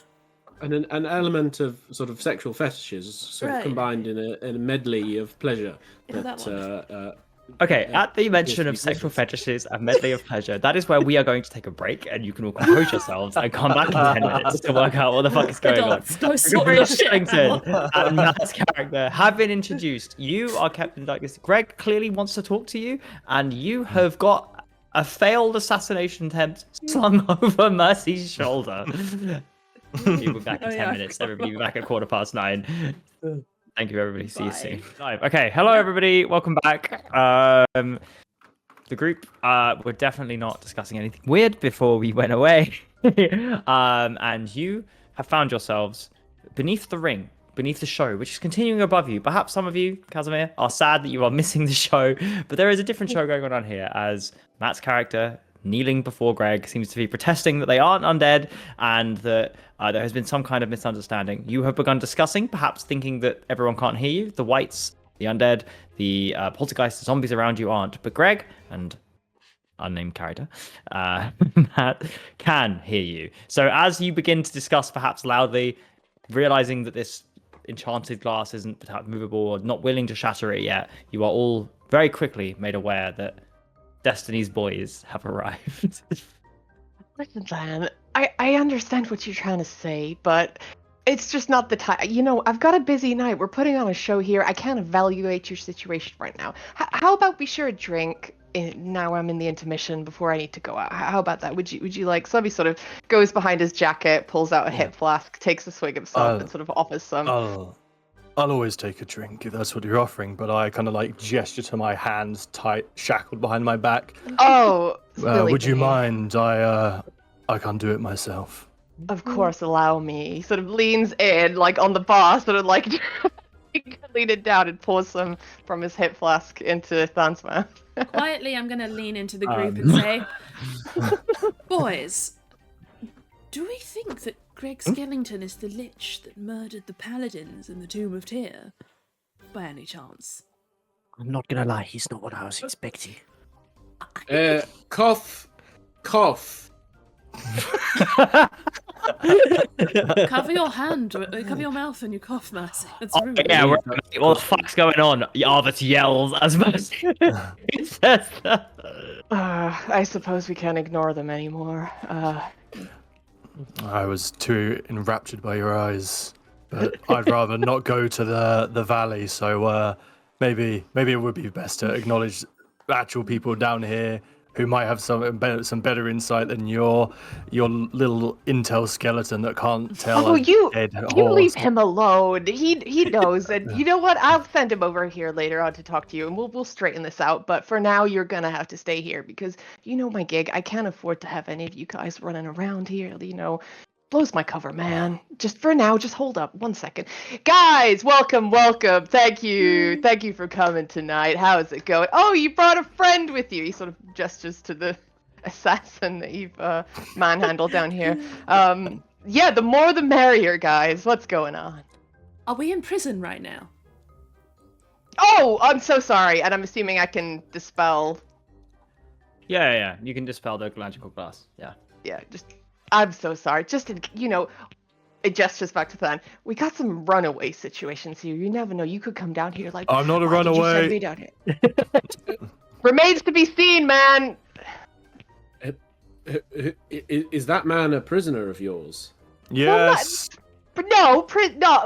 Well, let's be fair here. I have a job to do, and he's trying to, Thank you for coming. I appreciate you taking up our offer to stop on by. Do you need assistance? Are you in need of our help? Oh, I'm fine. I don't need any help. I got it all covered. Not you. Well, actually, I do. That's why I brought you here. I actually do need your help. But I can hear just fine. It's been quite a few years, but these ears still work. And did you have some sort of romantic relationship with the man who's collared and shackled on the floor? Not yet. No. We only met last night. Oh. Mr. But Skellington. he's great. He's such a laugh. Mr. Skellington. Greg? Can I call you Greg? You of course you can. And Who you calls are themselves Greg? I'm Casimir Crossley. Are you a lich by any chance? Casimir. I need to know. Young man, you can't just ask someone if they're a lich. Is that rude? I've never met a lich before, and the notion that I might be now, I need to know. I need to know. Yeah, don't mind me. I'll just stay here. I don't care about you. Crying out loud. All right, 1 second, boys. Can he call the skeleton over that saw him and bring this whole situation to a... Yeah, it'd be Dorian Graves is the one who. Graves, where are you? Come over here, man. Everyone here is called something like that, man. You fucking. You brought this upon yourself. Graves, you told me you saw this man die by the hands of that really annoying dragon. Absolutely gored. And then he got back I've seen up. in a while. Yeah, Stood right back but up. he doesn't look like he was gored. So what's that all about? I was. He's right about that. I was gored to death, but I got better. Huh. Yeah. Odd sheepish It's, putting his hand up at the back. He's right. He's not actually dead. What? Is that so?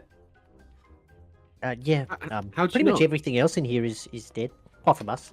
Usually, And when him. something is gored by a dragon, they die. It tends Thank to, you, but I thank mean, you. things can get resurrected. Well, I mean, one that- reason or another. Could exactly. be divine intervention. we've all been run through multiple times, stabbed, shot, burned, blown up, and we're all in fairly good shape. So Hmm. Actually, we Could- weren't potentially immediately he afterwards. just got healed, or right, who healed you, boy? Boy, he's called who boy. healed me? Nobody healed me. I just woke up. It happens sometimes. Also, I'm gonna crack my head and look at the party.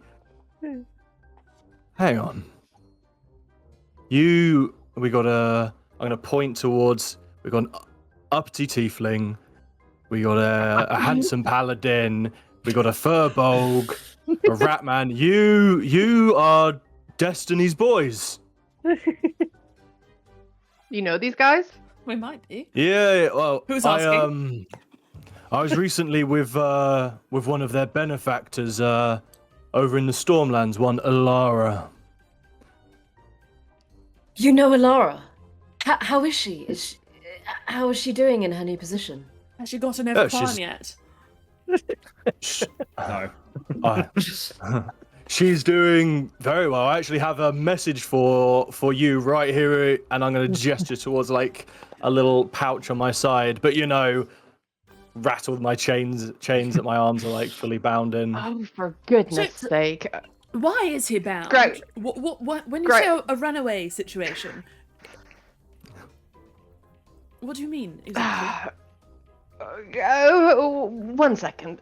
Greg will go over. Right, lean, and he'll reach into the cage to get what he's gesturing to.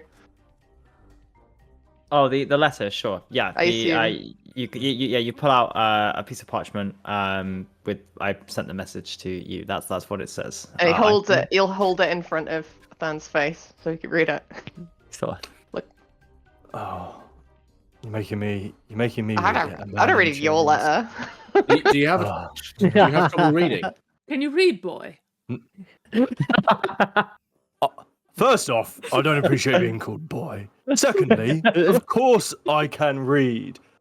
It says, to my brave friends who helped me ascend, I trust this letter finds you in good health and high spirits.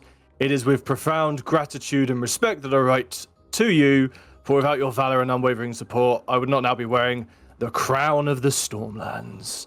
That's true. The winds of change blow gently through our lands, and I am pleased to share that peace has been brokered with the storm giants. They have agreed to stand beside us as allies rather than foes, and together we have begun the arduous task of rebuilding what was lost. All right. I've had enough. I am not listening to this lady's diary entry for There's a one lot more. second. There's a lot more, isn't there? She said, let me have a look here. Blossoming hope. News is not bright. Shadows from the past. Someone called Nalisker has been seen. He's coming for you. Ill omens. So Toad is an emissary. He's gonna kill someone in an elvish kingdom, and someone from the creditors. Blah blah blah blah blah. Crumples it up and throws it back towards you guys. Wow, You can read it later. that accelerated my interest quite rapidly towards the end. Good guess. Is this man a slave of yours? Some sort of ownership? Perhaps we could buy him from you. Whoa! That's I'm not a to be slave. bought. No, he's not for buying. He's for, ferrying safe passage home for the rest of his unlife. Are you of planning course. to marshal him into your skeleton war? What exactly is your plan here, Skellington? Sorry, skeleton war? What are you talking? Whoa. Who exactly do you think I am? We have Who are you? absolutely no idea. I'm gonna assume lie, I that thought you were someone. a Sorry, lich. I'm gonna assume that someone picks up the letter, and I'm gonna copy paste the full contents of the letter. Should people wish to read it? I don't know, Jamie. What are the chances that one of we the got the four of gist us of it. picks up the letter? And I mean, if it goes to Arthas, he eats it, right? Yep, sure. No, I want to read. It's like roll a dice. If it lands on Quan or Pod, then it's safe. Anyone else, and it's gone. There we go. Don't fucking. I'm gonna delete your message, Matt. Don't get in the way of my letter.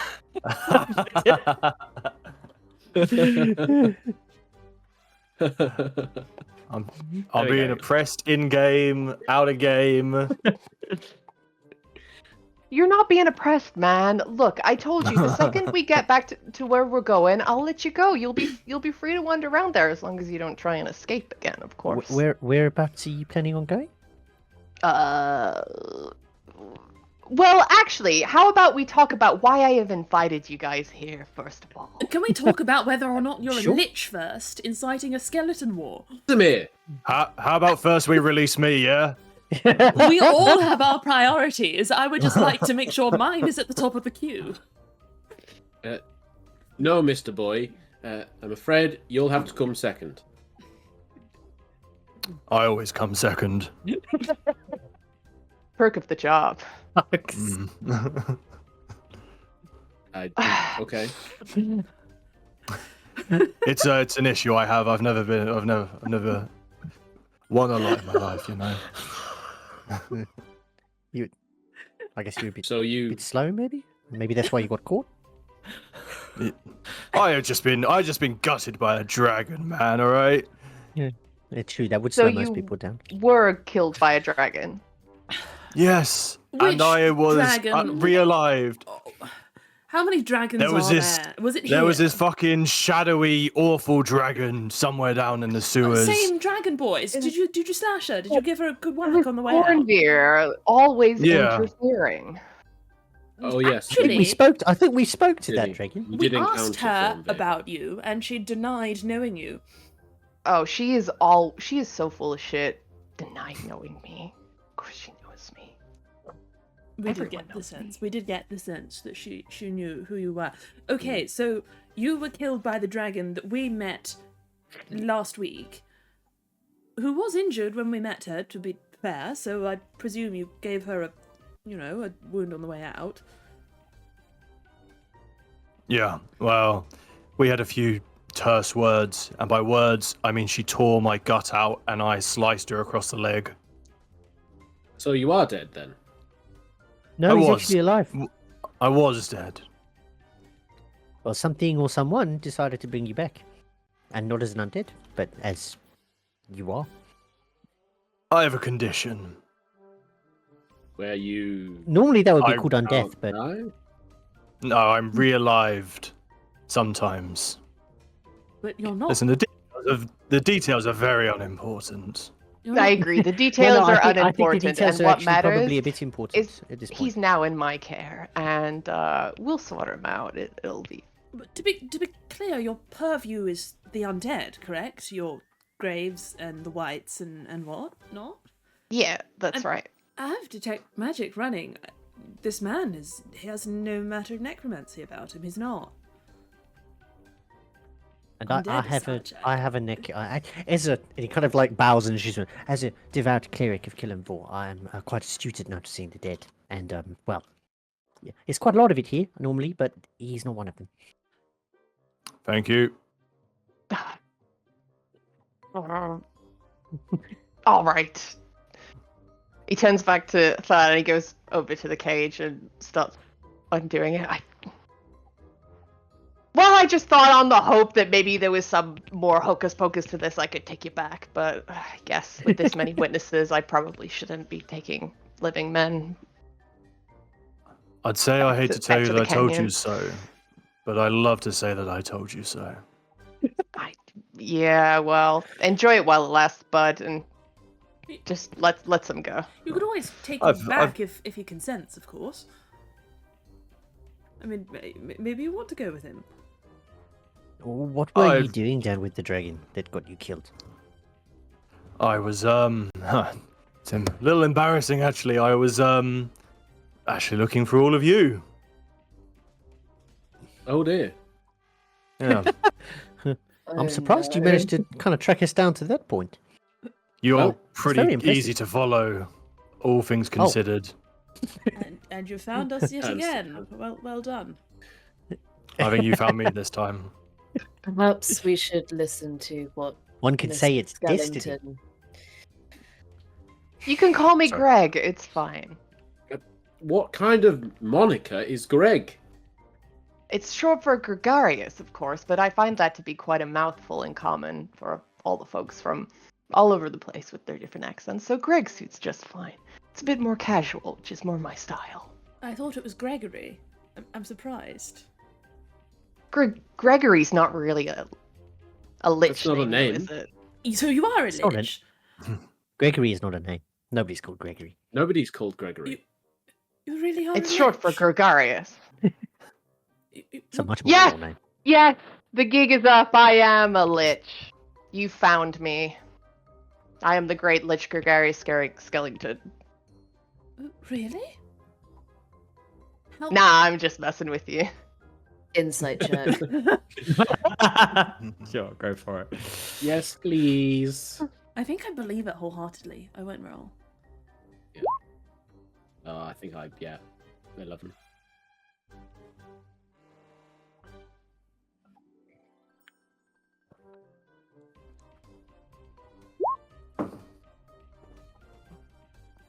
Both of you got 11. I rolled... No, I'm just rolling. I've rolled a 13. Yeah, take that. Shut the fuck Mercy. Mercy, hard to read. You're unsure. Quan, you get the sense that this whole person's life is dedicated, at least this part of it, to being a showman. It's difficult to tell. But you've heard a lot and you know a lot. So maybe you can see through some of the showmanship. How many souls do you need to consume a day to continue your damned existence, may I ask? Does it bother you? Are you content with it? How long have you been a lich? Casimir, stop. How many drinks do you need to have a day to take a piss, dude? Come on, what are you asking me here, really? They're academic Yeah, questions. academic questions. Do I look like an academic man to you? You might be. I wouldn't want to judge. Do you see a book anywhere around here? Greg, I think this guy's a fucking nerd. This guy's a fucking nerd, fan. Dude, killing my buzz, bro. Come on. You're risking offending the host and potential lich, Gregaris Skellington. Just stop talking. Thank you. I don't mean to cause offence. I mean, lichdom is incredible. It's remarkable. It surely. I don't mean to cause offence. I'm Now always he's backpedaling. Are you embarrassed for this guy? Well, they did help me I get think- out, so I'm a I little bit think in you'll- debt to him. Find we are not embarrassed by Casimir. We have travelled a great distance, and now we have found ourselves in your presence. Please tell us what exactly you would like with us before we choose to move on. Perfect. Actually, I am in the business of hiring a group of talented individuals for a job. Are you open to work at the moment? You know, philandering and finandering. Is it working at Did- the circus? I'm not sure I could work at the circus. Did you send this man to kill us? And is he working for you? No, and no. Okay. That must be the Then- slaughters man, clearly. Oh, don't worry. If I actually wanted you guys to die, I would be perfectly capable of doing that myself. But I don't, and killing people isn't really my thing. Realiving them is. Then Quan's question next. Another ethical necromancer. Oh, interesting. I like that ethical necromancy. Maybe It I should write depends- that on the banner. No, I mean that's my thing. I'm going to write a paper on it. I have it A trademarked. paper on it, and who's gonna read that, nerd? What are you gonna do? Go to university and get someone to mark Isn't going how I it? imagined meeting the Lich, to be honest. That's a little harsh, man. You know, you did invite them here. I did for a job. Are you open to work right now? Are you guys looking for, Well, it A depends. little If work. you're, We have depends if you're marshalling skeletons to or from the Silent City, doesn't it? I suppose. Well, does it to you? It does. Yeah. Was it? Like we just established, I am an ethical necromancer. So if you are you? marshalling from the Silent Canyon, then I we think have he a aspires to be. Okay. Oh, you aspire to be. That's awesome. He has that like petulant child sticking a lip out, like he like Mm. he's normally snide and in control of himself, but he's been so excited and happy today. It looks like his dreams have just been shattered, and he's really struggling to recuperate them. But he's doing his best. I think you say we are. I should be nicer. I should be nicer to him. You say you think so? I don't need your pity. I need your. Are you moving need his skeletons horse. out or into the Silent Canyon? Do we or do we not Always- have a problem? Always in, never out.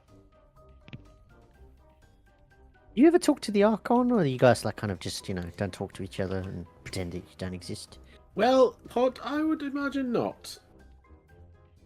Well, Scorpio Honestly, your sort guy's of- kind of perceptive. It's completely the second one. On the basis You that know? the Archon deplores what the nice gregarious is. I mean, But you it's- see, the Archon's got a Yeah. problem, and that problem is little dead guys running around all the time, escaping the Silent Canyon. I was and that's gonna where I say- come in. I was going to say a problem's bring him bigotry, but I suppose yes. That too, yeah. But we don't take the bigoted skeletons. We let them stay there, and we only take the good ones back. How do you know if a skeleton's bigoted or not? The slurs usually. Right. I'm just googling how to regain control of a D&D party, and it's not. Why did I give Give Lauren Reddit. control of an undead lady? I hear Reddit can help. ChatGPT's not helping. Okay. So if you're Listen, not, if we you're all not- agree the Archon sucks, okay? But I don't agree that Actually, she we actually don't. was quite helpful and saved my life. No, Greg is right on that one. yeah, thank you. You know, we can rebuild this, dude. We can rebuild this. The Archon sucks. They're boring, and I unfortunately have to work kind of outside of their realm of control, but also like let them know that I'm here so they don't try and spite me and my guys, so we can get the dudes and we can go back to the thing and run a cool circus, of course. Everyone loves a circus. So What job do you need us to do? Maybe you should talk about the particulars of the thing that you're asking us to do.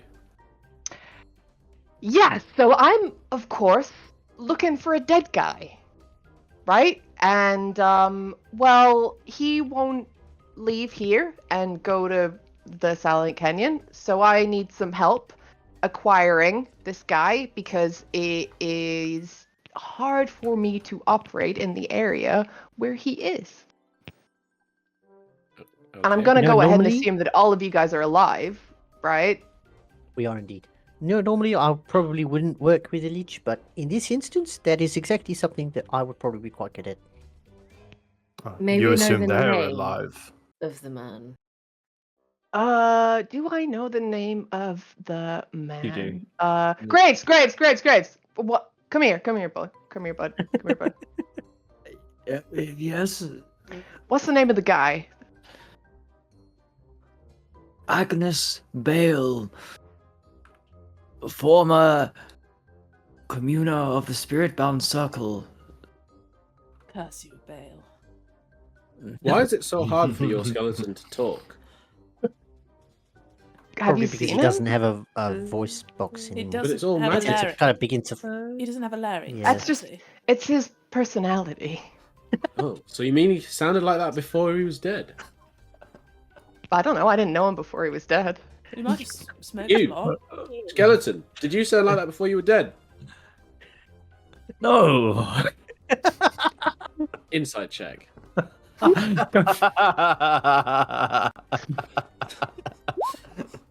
I got a 9. You don't know. I think he probably did. Well, I choose to believe he's lying. my Yeah. reanimations sound exactly the same in death as they did in life. Just putting that out there. Bravo. Is that an accolade, Casimir? It is an accolade, I- yes. I don't. I think mean, it's one- something to be particularly One proud of, area to that be you might honest. want to explore is letting your thralls, create their own personalities. It makes them much more motivated and, excited to, operate. So sometimes they can even become almost autonomous. You, Skeleton. Skeleton. You Sorry. can call me Greg. Sorry. Mix. The skeleton. Your minion. Are you excited and autonomous? Yes, I am autonomous. I haven't been excited in several centuries. Huh. You could take a horse to water, but Of course. It's just maybe you have more rowdy or joyous skeletons. Could we see some of those? I think we've seen plenty of skeletons. I don't think we need to see more skeletons, to be honest. I'd like to see Oh. more yeah, skeletons. have the rest of the marionettes finished their set. Yes, I believe Luther and Dorian are almost ready. Okay, bring a couple of them down. And he gets the skeletons to come over, the ones from the dances. And he goes, Yeah, "Go on, yeah. guys, show him." And he gets them to do the little happy dancing trick. The actually like the corpses are reanimated in front of you as their controllers are clearly controlling them behind with like almost like puppet strings. This I is grotesque. Do they look happy and excited? I mean, they're all right. The corpses do not in this fight. Like They're This is- fine, I guess. This is an abomination to everything that I've ever believed in. Don't they look happy? They do. Mr. So Skellington. happy. You can call me Greg, No, please. I will call you Mr. Skellington. Wow. That Mr. Skellington was my father, man. You can call me Greg, please. And he's left his legacy to you. Casimir. You want us to find a dead man? Mm-hmm. What will we get in exchange? The honor of my undead tutelage. What do you mean tutelage? Well, didn't you always want to meet a lich? Wasn't that like your whole thing? That you were just having like an internal monologue outernally over there inside that. By the way, I could hear you in the glass, so I heard all we can that. hear you. Well, Yeah, we totally heard Casimir you. has never We made could hear any you sort as well, of actually. well, I try to hide. Oh, you heard that? I assumed. The No, gun- oh, that's so bro. it was somewhat heated at times. Got to make the best of a bad situation. It was uncomfortably saucy, but I don't judge. If it's tutelage and you're serious about that, I'm a very serious man. I'm not even going to answer. His little belt jingle on it. Yeah, I feel like I should. could we have passage to the Silent Canyon instead? Maybe I could go there. Maybe I could just sort of move. What, are you trying to find another lich teacher? Well, Am I not good enough for you? Well, I was thinking I might Am I find not one who- animated enough corpses for you? I was thinking I might find one who wouldn't belittle me for my thirst for knowledge and might appreciate me as a keen and eager student of necromancy. What's your name, friend? I've already told you my name, and given the fact you can't even remember it, tells me you are not the tutor that I need. It's Greg. It's Casimir. Casimir. It's Casimir. Grazimir, put your hand up if you've ever felt personally victimized by Grazimir here. How many people I know. raise their If hands? any guys are- of you who's raise gonna your Like, raise hand, really sheepishly puts his hand up for a moment, then puts it back down again. Like, that's what he's Okay. doing. In order to feel victimized by Casimir, I would have to take his opinion at all seriously, and really, much of his complaining is just a lot of hot air. What's What your name, Mercy friend? means to say is that we are a loyal, tight-knit group of friends, and you should be more careful about how you refer to Casimir or anyone here. Grazimir, my bad. Sorry. Yeah, these ears, old as balls. Honestly, old as my balls. And what Um, I'd like to know is what you're offering for the rest of us. Take free tickets to the next show. Do all of your shows include an assassination attempt? Only if you want one. Mercy, who is that guy? Well, just as Kwan was standing up, I saw a flash of steel stilettos and, well, needless to say more. Yeah, and need I say more that I saved you guys from the stabby man, and I brought you here, and I saved you from Well, the stabby man. I would have melted the flesh off his bones in an instant. We didn't need saving, but it was fun. Well, my intent, whether or not you could, I still did. And it's not like I'm gonna send you alone. I'll come with you. I'll come with you. Well, not myself, of course. I will, create a puppet and join you because I can't go and in this moment he kind of like for 1 second he reveals his like true lich form. And it is like, just disgusting and horrifying, and his like face is a fucking skull with like magical candles burning behind it, and it's like, oh, magic. And then he goes back to normal, little handsome clown man. I can't go like that, so. I don't want to question your decision. It's obviously your choice whether or not you'd like this lich to chew to you, but there is something to be said for this lich is offering to teach you something right now. Yes, Mercy, I think I've just rapidly revised my opinion having seen that. Yep, I'll do it. Okay. Great stuff. Fantastic. And he looks at Quan. And what is it that you want? If you don't want I'm assuming you don't want to be a lich. I mean, if you do, that's fine. I'll teach you too. No, thank you. I'm happy to help should Casimir. That's good. You're way too handsome to be a lich, to be honest with you. That would be such a waste. So, I'll buy you a drink. And thanks. what do you want to do, Than? What are you gonna do now? You needed to meet these guys. What's your plan? Well, it's a little bit embarrassing to say, but I'm a bit of a fan of your group. I was in the Stormlands for about a week. I was actually there when I heard news about a tournament going on to deal with some sort of bandit queen. I get there, the whole thing's been sorted out, and I've heard nothing but glowing words about all of you. And I'm finding myself a little bit kicked out of home.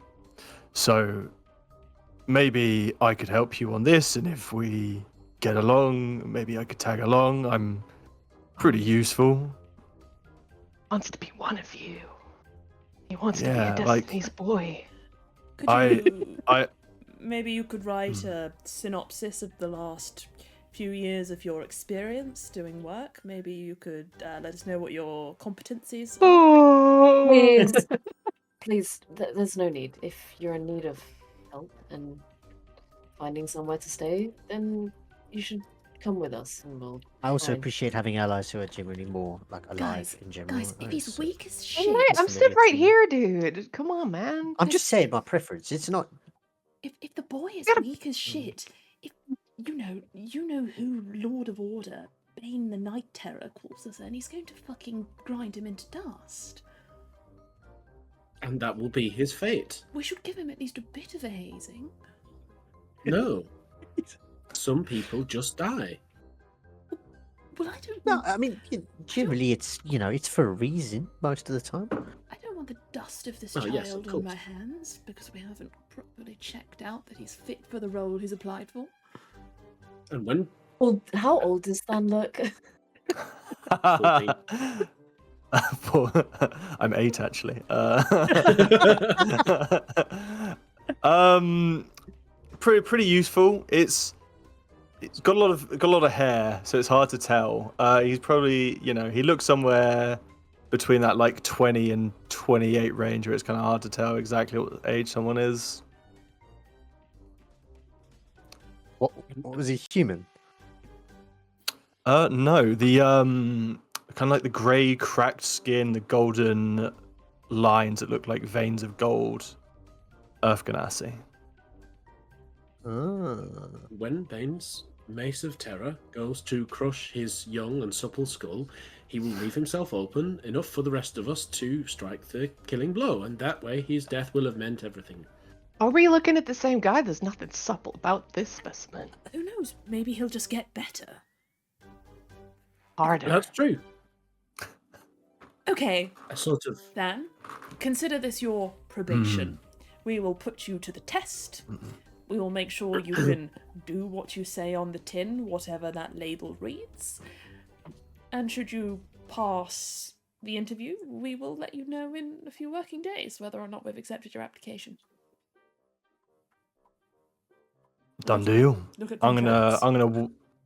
gonna walk over and pick up my my like halberd axe. You see that it looks like it's been pulled out of a lake of magma, and half of it is sheared completely off, and it's about 7 foot tall. Mr. Gregarious, we actually do have a cost of hiring aside from this one's private tutelage, though. Greg is fine.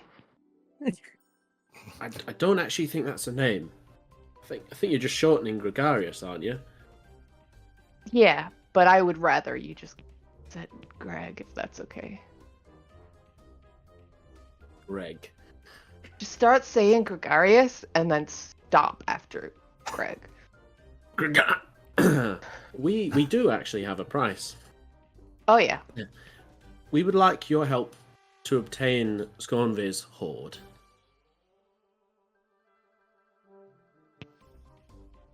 That wasn't what I was expecting you guys to want. How come you want that? I spent a lot of my money on clothes. It's just better that the dragon not be in Alarafa anymore. And there's certain things in her archive which would benefit certain members of the party. Hang on, is Alarafa the name of that shadowy, poisony dragon? Alarafa is the name of the city you're in at the moment. Alarafa the is the city. name of where we are. The city. Scornbeer. Scantvir. Gombe. So, yes, your skeleton army for our help locating this missing man.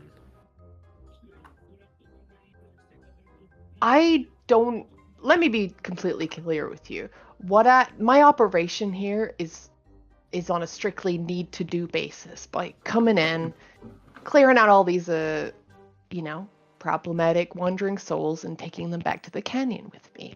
I turn up with a skeleton army and start raiding a dragon's horde. The Archon and all those important people are gonna sure as hell probably not let me back anytime soon. I mean, obviously, if I wanted to come back, I do have a skeleton army, so I could just come back. But that's not my thing. I don't want to wage an undead war here. I'm not really bothered by that. So I need to think about that, honestly. That's you're asking a lot. But Perhaps some of your meaner skeletons, then. More expendable. None of my skeletons are expendable, bro. They're all my treasured employees. We're like a family here. Surely some of your employees don't come back to work every day. Do you think they have a choice? Oh God. Casimir chuckles. All right, I do buy that you are ferrying the skeletons to the canyon, but someone is going the other way around. They're working against the current. Do you know anything about that? Do I know anything about that? Ideally, they Maybe. would stop doing that. It would be kind of good. It is in the document.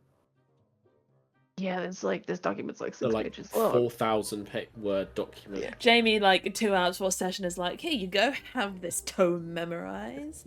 Yeah, I'm just gonna send Okay. you the relevant bit. That's fine.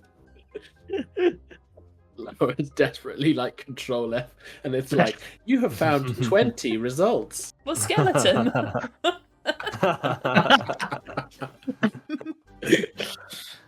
Skeleton. There are too many results to display on this page. I mean, some people have been following me around and causing trouble, but you haven't really asked the requisite question that would allow me to give you the answer that you seek. I didn't realize as a DM you could say that. That's DM, as a 21 intelligence wizard, what would I think might be the requisite question? asking about a Nice. skeletal figure in red that casts finger of Right, death upon somebody. Because when we came here, Greg, we rather thought you might be a skeletal figure dressed in red, firing off fingers of death at members of the clergy. But I've not really seen those traits in you. I apologise. This is why we came quite so confrontationally, or at least I did. I'm not sure the others remembered. Who is this? Do you recognise this lich? Well, first of all, red, not really my thing. Finger of death. He goes, and he just pops a finger of death at a skeleton over there. I can do that one. That's good. That's a good one. I Just enjoyed like that one. that? But Can that one? I want to learn that one. okay. Well, we can work on that. We'll work up to it. It reminds me a little of this group, Baal worshippers. The Butcher Squad. Edwin. What the Butcher guys called? You know, the Baal guys. The Baal guys. The Butcher's Pact. That one. Yeah, they've been kind of a thorn in my side in the sewers. We sometimes use the sewers together. It's not the most hygienic, but you know these guys can't catch diseases, so it's pretty convenient. They've been following me around, Mr. being Greg, a pain in my ass. which god do you serve? It's a little forward. Well, what's your I don't even know what your name is. Oh, Pud. Pod. Nice to meet you. Nice. Well, I mean, you know, somewhat nice to meet you. Sorry, I'm a cleric of Kellenville, and Of who? and Sorry. generally, Of whom do you serve, sir? you want to open that door? Well, Kellenville, you know, the god of the afterlife, of undead, all that, you know, the one No, I don't know her. No, I'm not ringing a bell. No. I see. That's very interesting. Tremendously interesting. So, which gods do you know then? Do you often go around asking people, you know, which gods they serve, whom All the to whom time. they In fact, it's pledge normally their- the first thing I ask anybody. It really. Oh, okay. And you guys don't stop him. Fan, I mean, I am a Water's- priest. It's kind of what we're supposed to do. Water's wet. what god do you follow, Fan? Yeah, then. To whom do you answer to? I'm happy for Then to answer as well. That'd be perfectly interesting information. None. Oh, that's a shame. I mean, maybe we can change that going forwards. But for now, I I'm doubt interested. it. You're a hater? If you I am maybe you just- indeed. maybe you want- just haven't found I the like right that. god. If you want Pod to vote for you in your acceptance ceremony, I would start worshipping Kellenvor. If you want Quan to vote for you, I would go for Tyr. If you want Mercy to vote for you, it's Savris. And if it's me, stay on course. It's yourself. It's Casimir. Worship me. Well, I mean, if you do have a nice word to say about me, that would go a long way. I do respond well to flattery. I will say you do have hair befitting of a god. Please. You know, If you're it's been intent on it's joining been this group- such a long time since someone's complimented him or said a nice thing to him. He's like taken aback. He's like spent so long having to big himself up. He's like, I mean, thank you. That's kind of you. He looks like Nice. bashfully pleased with himself. So he's It's standing nice to be nice. black-jawed at Casimir, just open-mouthed. Can you see why I wanted to keep him around? Can anyone really blame me for keeping him in a cage? He's very charming. He's very charming. But no, just to if I was to throw some names out, like, Bane, Merkel. Merkel, does that mean anything to you? Merkel Maybe. is in like a good, like he puts a thumbs up, or like a bad, like a how are we feeling about? We're feeling pretty good about Merkel. I see. Merkel's pretty fucking sick, to be honest. Yeah, he's metal as hell, dude. Yeah. I fucking love Merkel. I see. Okay then. Have we got a problem, Pod? Great, Is that going to be a problem I mean, for it's, us developing a let's just- friendship? It's not necessarily an impossible barrier to cross, let's just say, but it could provide necessarily, some kind of a challenge in seeing eye to eye, one could say. Well, you go ahead. Ixnay on the Urkel May. What? You got a problem with Merkel? Why are you speaking Draconic? If you want odds, vote, because we are a democratic allegiance. Just lighten up on the Merkel and just say that you respect Didn't bring Kellenborg. Merkel into this. He asked. I He know. invited the Merkel into the conversation. You could have You lied. might even say he summoned Merkel. Because I would certainly didn't. never. I would never. I mean, dare you invoked his name, which is pretty up there. You need to say the name to summon, and you were the first one. Is Merkel in the room with us right now? You see Oddbod's eyes glow he's green standing over as he kind there. of looks around. No, I don't think so. He doesn't look like it. It's all good. We should probably keep checking. You never know. All right. I'm not feeling any particular. Yeah. Back on topic. Balls, butchers. Butchers. Yeah. You not heard of them? We're not really from around here, no. No. Well, I mean, it sounds like you've seen him. So, So does he sound like if he were to be marshalling skeletons into the city, what would be his aim? I don't know. I didn't marshal. Well, I did marshal skeletons into the city. Actually, that's kind of funny. But I didn't do it for nefarious needs, of course. Oh. I just know what I'm here looking for, and hoping that you guys can help me, Well, and also to Well, create a distance between me and those butcher's pack guys. Because So we can work on the Merkel thing, but for now, removing the Bane side, that's at least moving in a good direction. I guess we could consider that a compromise. yeah, great. Glad we're on the same page.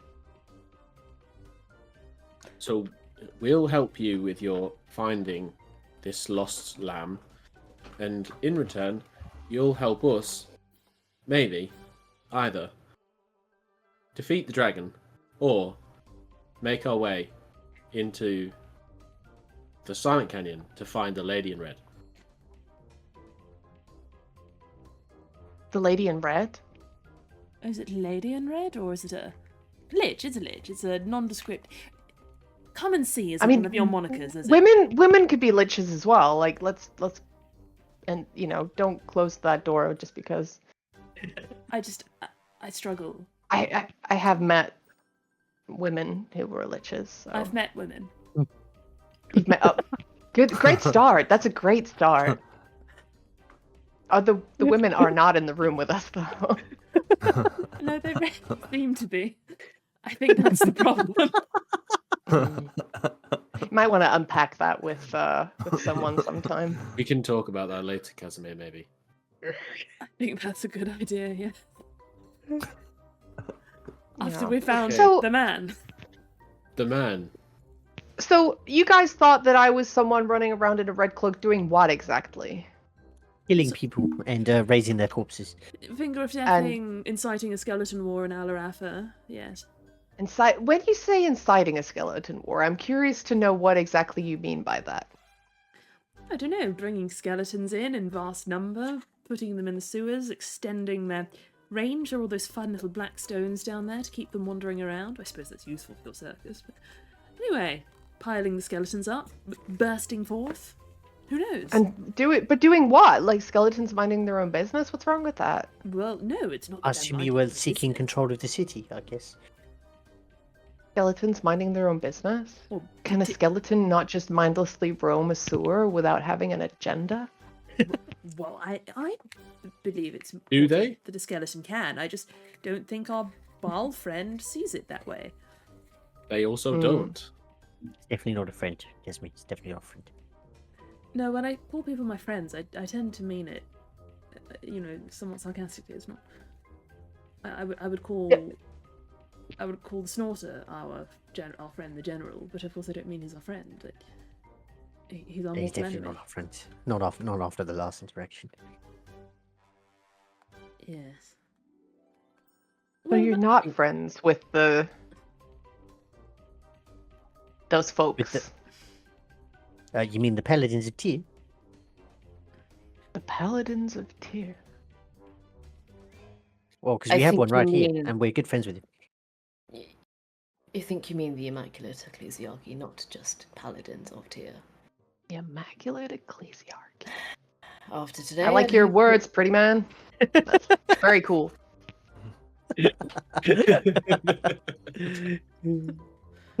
He says such nice things sometimes. In such a nice way. I always feel quite good about things when he speaks. And yet you guys don't let him speak that much. What's that all about? Well, often he tries to derail us with morality. It's quite difficult to navigate. It's supposed to be difficult because it's hard, but it doesn't mean it's bad. It's actually very good. Or bad. No, good. Or bad.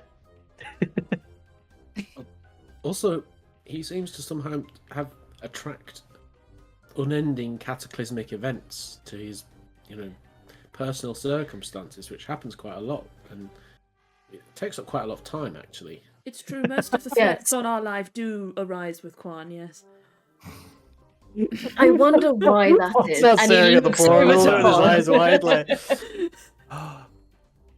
I love cataclysmic events. You guys have been in cataclysmic world-ending events? We're in the middle of a few right now, actually. We just Wow. knocked off our second one. That doesn't put you off, does it? That's so cool. You guys are so cool. Tell me about a time, maybe, when you've had to I'm actually navigate a quite warm. cataclysmic event.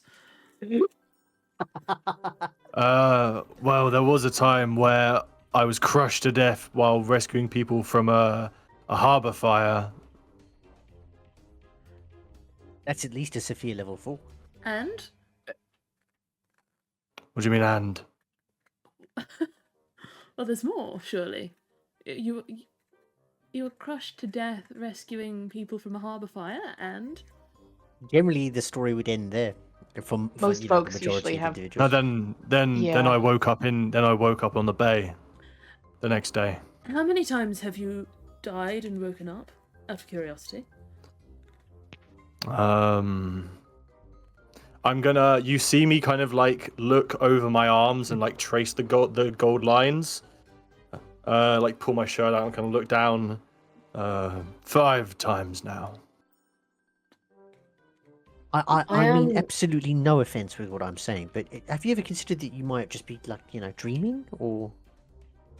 Delusion. No, they're you see I kind of like trace one of my forearms. My body was just fully kind of slate marble grey, and every time I've died, I get one of these, and it's kind of like a long gold scar that stretches along most of my body. Quan kind of walks over and puts out his hand and says, "May I?" As if to motion for him to put his hand down. Yeah, of course, please. Do I recognize any signs of an affliction or something that might be affecting Than? You are muted. You're muted. I am muted. Thank you. Boomer. Might be affecting Quan or Than. Oh, No, right, Than. Than. The bits of gold. Okay, specifically because it's you, make an perception check. Perception check. So that means I have to roll dice, huh? Unfortunately. Generally, that happens a bit in this game. Fuck. I don't know what you mean. I have not rolled a single dice this session. What are you on We tend about? to get As a away with it with our 22. sheer As a charisma. 22. Okay, Oh, I feel impelled to do more than if you just rolled a 22 normally because you don't roll them often.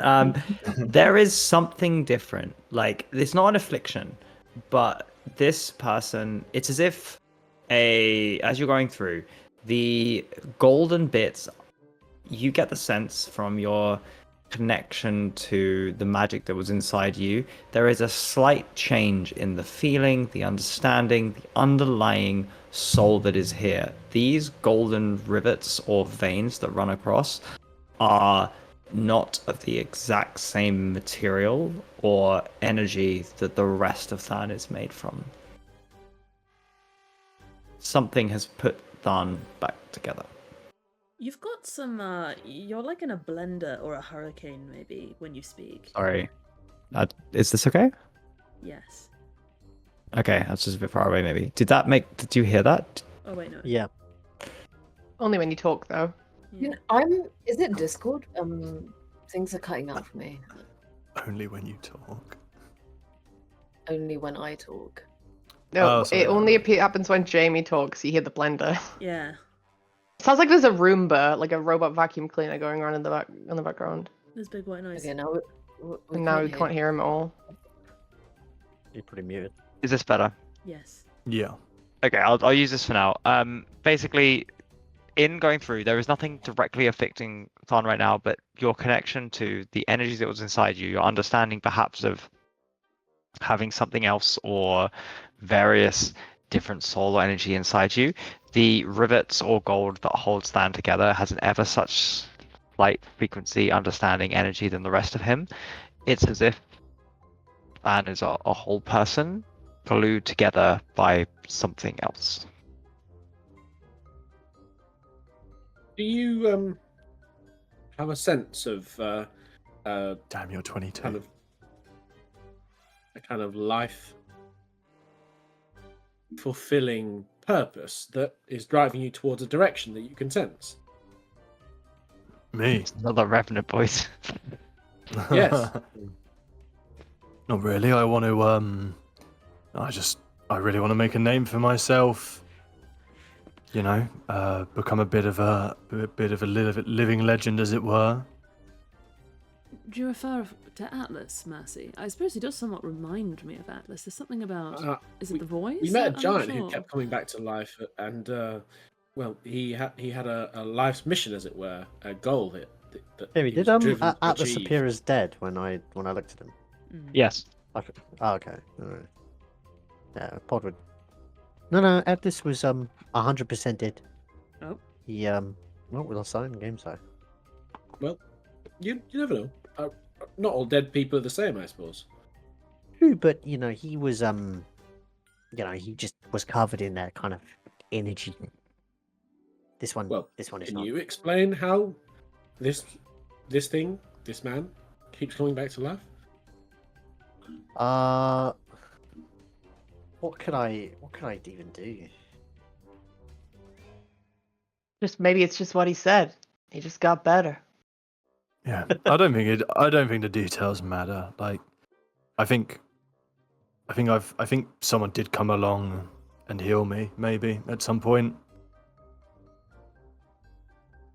I mean, that's not exactly how Graves saw it. As he saw it, you got taken down by the dragon, and then you kind of just got back up. Listen, Greg, at risk of ruining our relationship. I'm just saying, Alright. man. You need to insure those boys for better eyesight.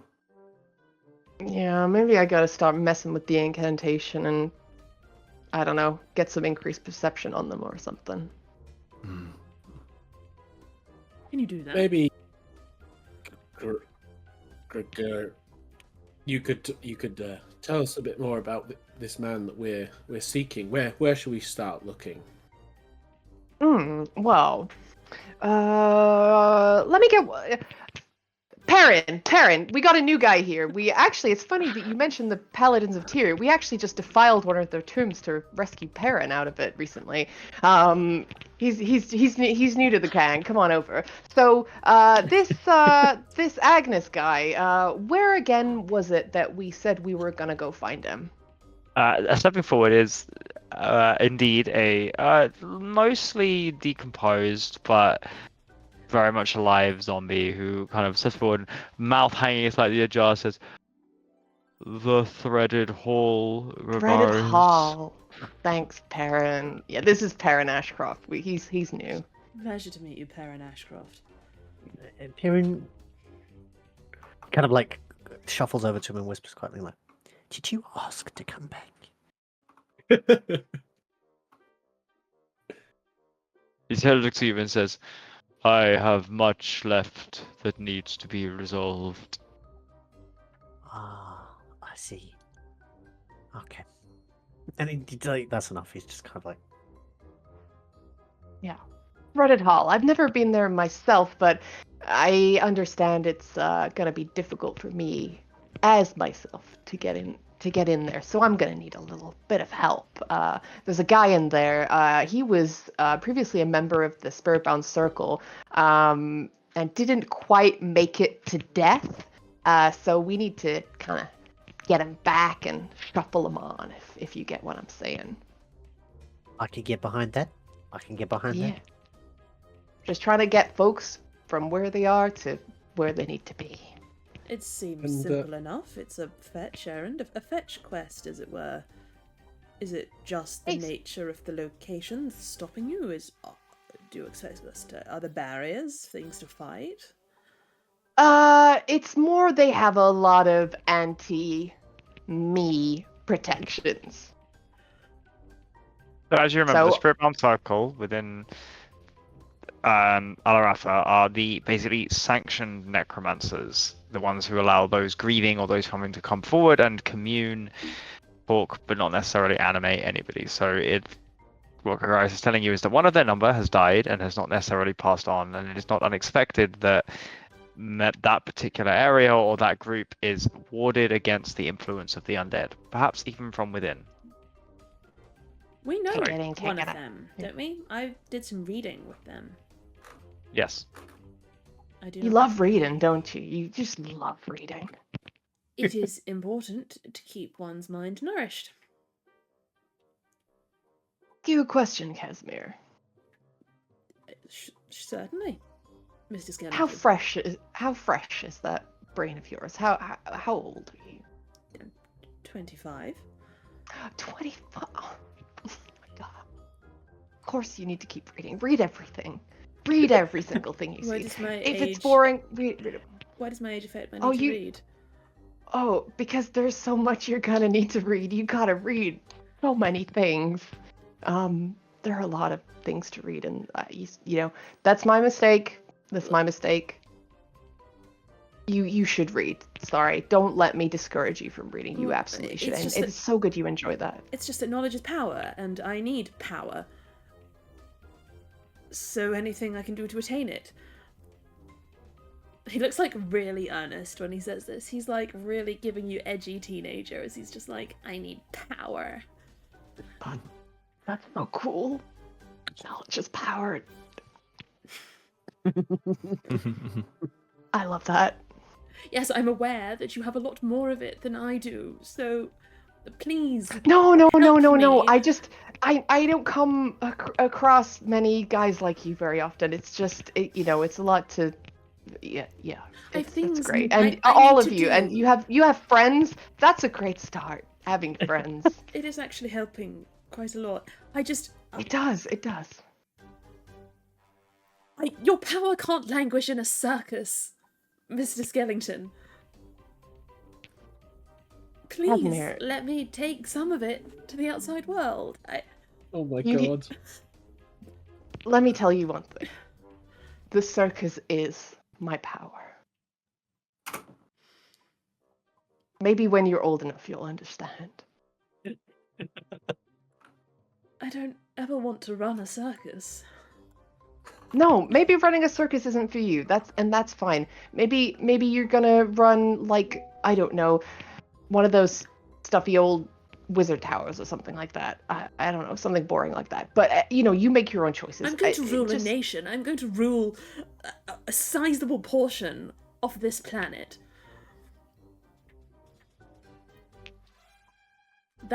Why have small ambitions? I shan't Why? squander my gift. No, of course not. Great, good. You guys gonna join the country that he's gonna run? Will you? We've not really spoken about it. If I roll Sacramar, will you live there? It might be fun. I've never been there. If it's nice, sure. What's the weather like? It's warm, actually. Good. Sounds Great quite nice, weather. Mediterranean climate. Mediterranean, yeah. Oh, Quite peaceful. sounds wonderful. No natural disasters. Oh. Free of calamities. Not Yeah, Japan. I know a guy from Sacramar. He said it's pretty nice. So I'd be, for someone as learned as yourself, Casimir. I always think the people who read the most should be the ones ruling places. Before we You're get exactly right. any further, has everybody read the letter from Alara? No. I'm sorry. I'm still role playing. Just talking shit for hours. Oh my You will goodness. take a moment to read the letter from Alara, please.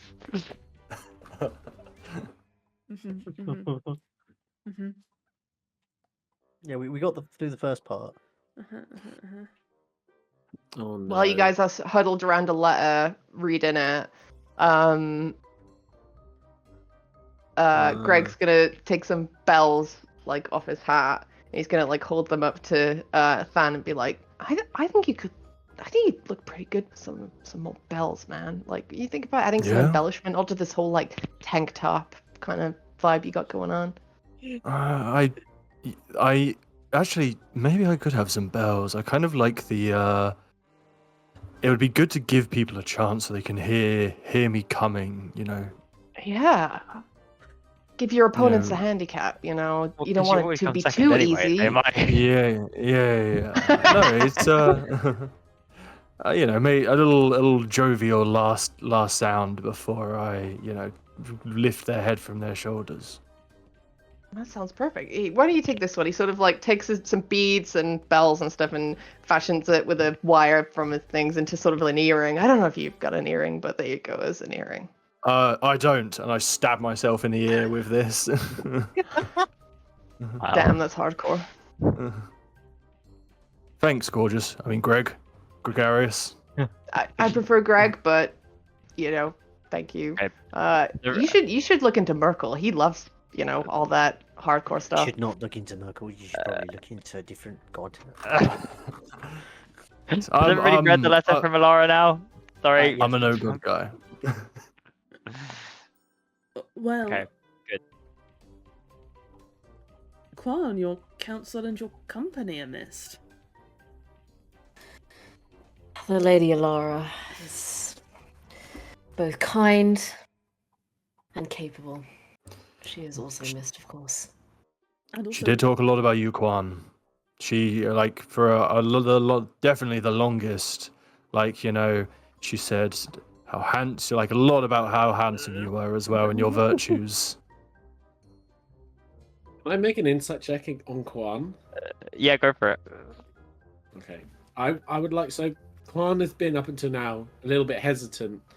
I want to know whether maybe some of that is kind of softening or thawing, and maybe there is some affection towards Alara in a romantic way that's been built up by the absence of her. Absence has 21. made the heart grow fonder. That's up to Sai to decide. Sai, what does Mercy see in a 21 on Guan? Mercy sees there is a great amount of affection. Romance, you're not entirely sure, perhaps because Kwan isn't entirely sure. You imagine that you're finding, even though you have a good idea of what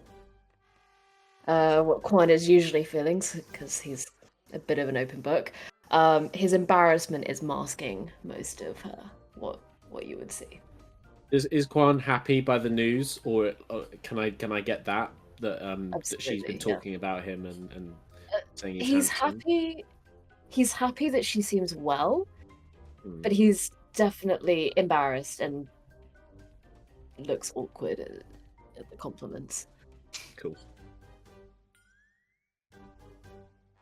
Obviously, there are more serious matters included in this letter, least of all Naliska meddling with our already extremely delicate and over-emotional friend Fazul.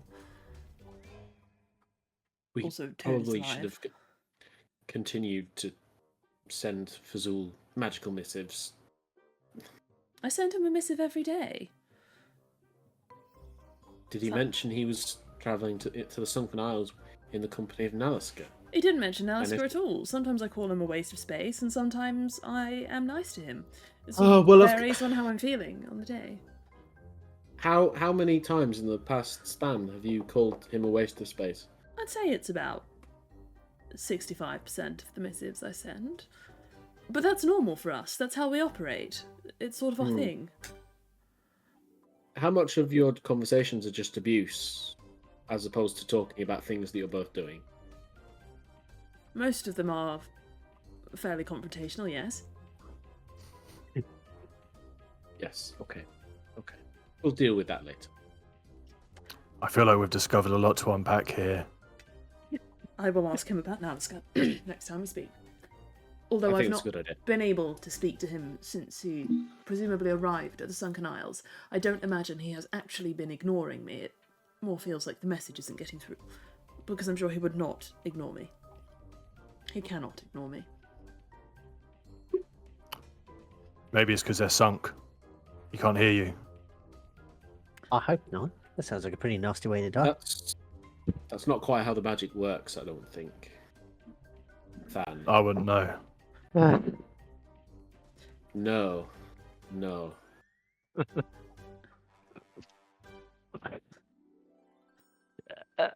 You meant the islands are sunk. I thought you meant their boats sunk and they were dead. And I was wondering if maybe, yes, they had...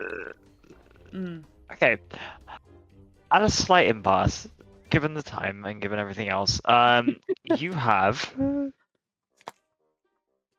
some understanding, perhaps, as to what Greenwich Kennington's role is in this ecosystem, a mission to carry out should you choose to accept it, an offer instead, and a missive from Alara, and a fan who wishes to join the group. We will discuss exactly what entails next. Should you attempt to bring Agnes to their proper place in the world via the Spiritbound Circle, and also an insight into what is happening in the Silent Canyon, should you choose it. Thank you, Lauren and Matt, for joining. Everyone else. And you have made your status clear with the Immaculate Ecclesiarchy. You do have, to perhaps be discussed next session, an unconscious assassin, potentially sent by Mordecai Thorne, slung over Mercy's shoulder, which can probably be addressed at some point. But for now, Thank you everyone for joining. Hope you had fun. We'll probably plan some of this over the next week and come back with an idea about what you're all doing and where you're going to go. Thank you. Thank you guys. It's been so fun Thank playing you. Bye-bye. again. Thank Welcome you. back. Thanks for having me back. Very nice to have you back, guys. Good to be back. Yay.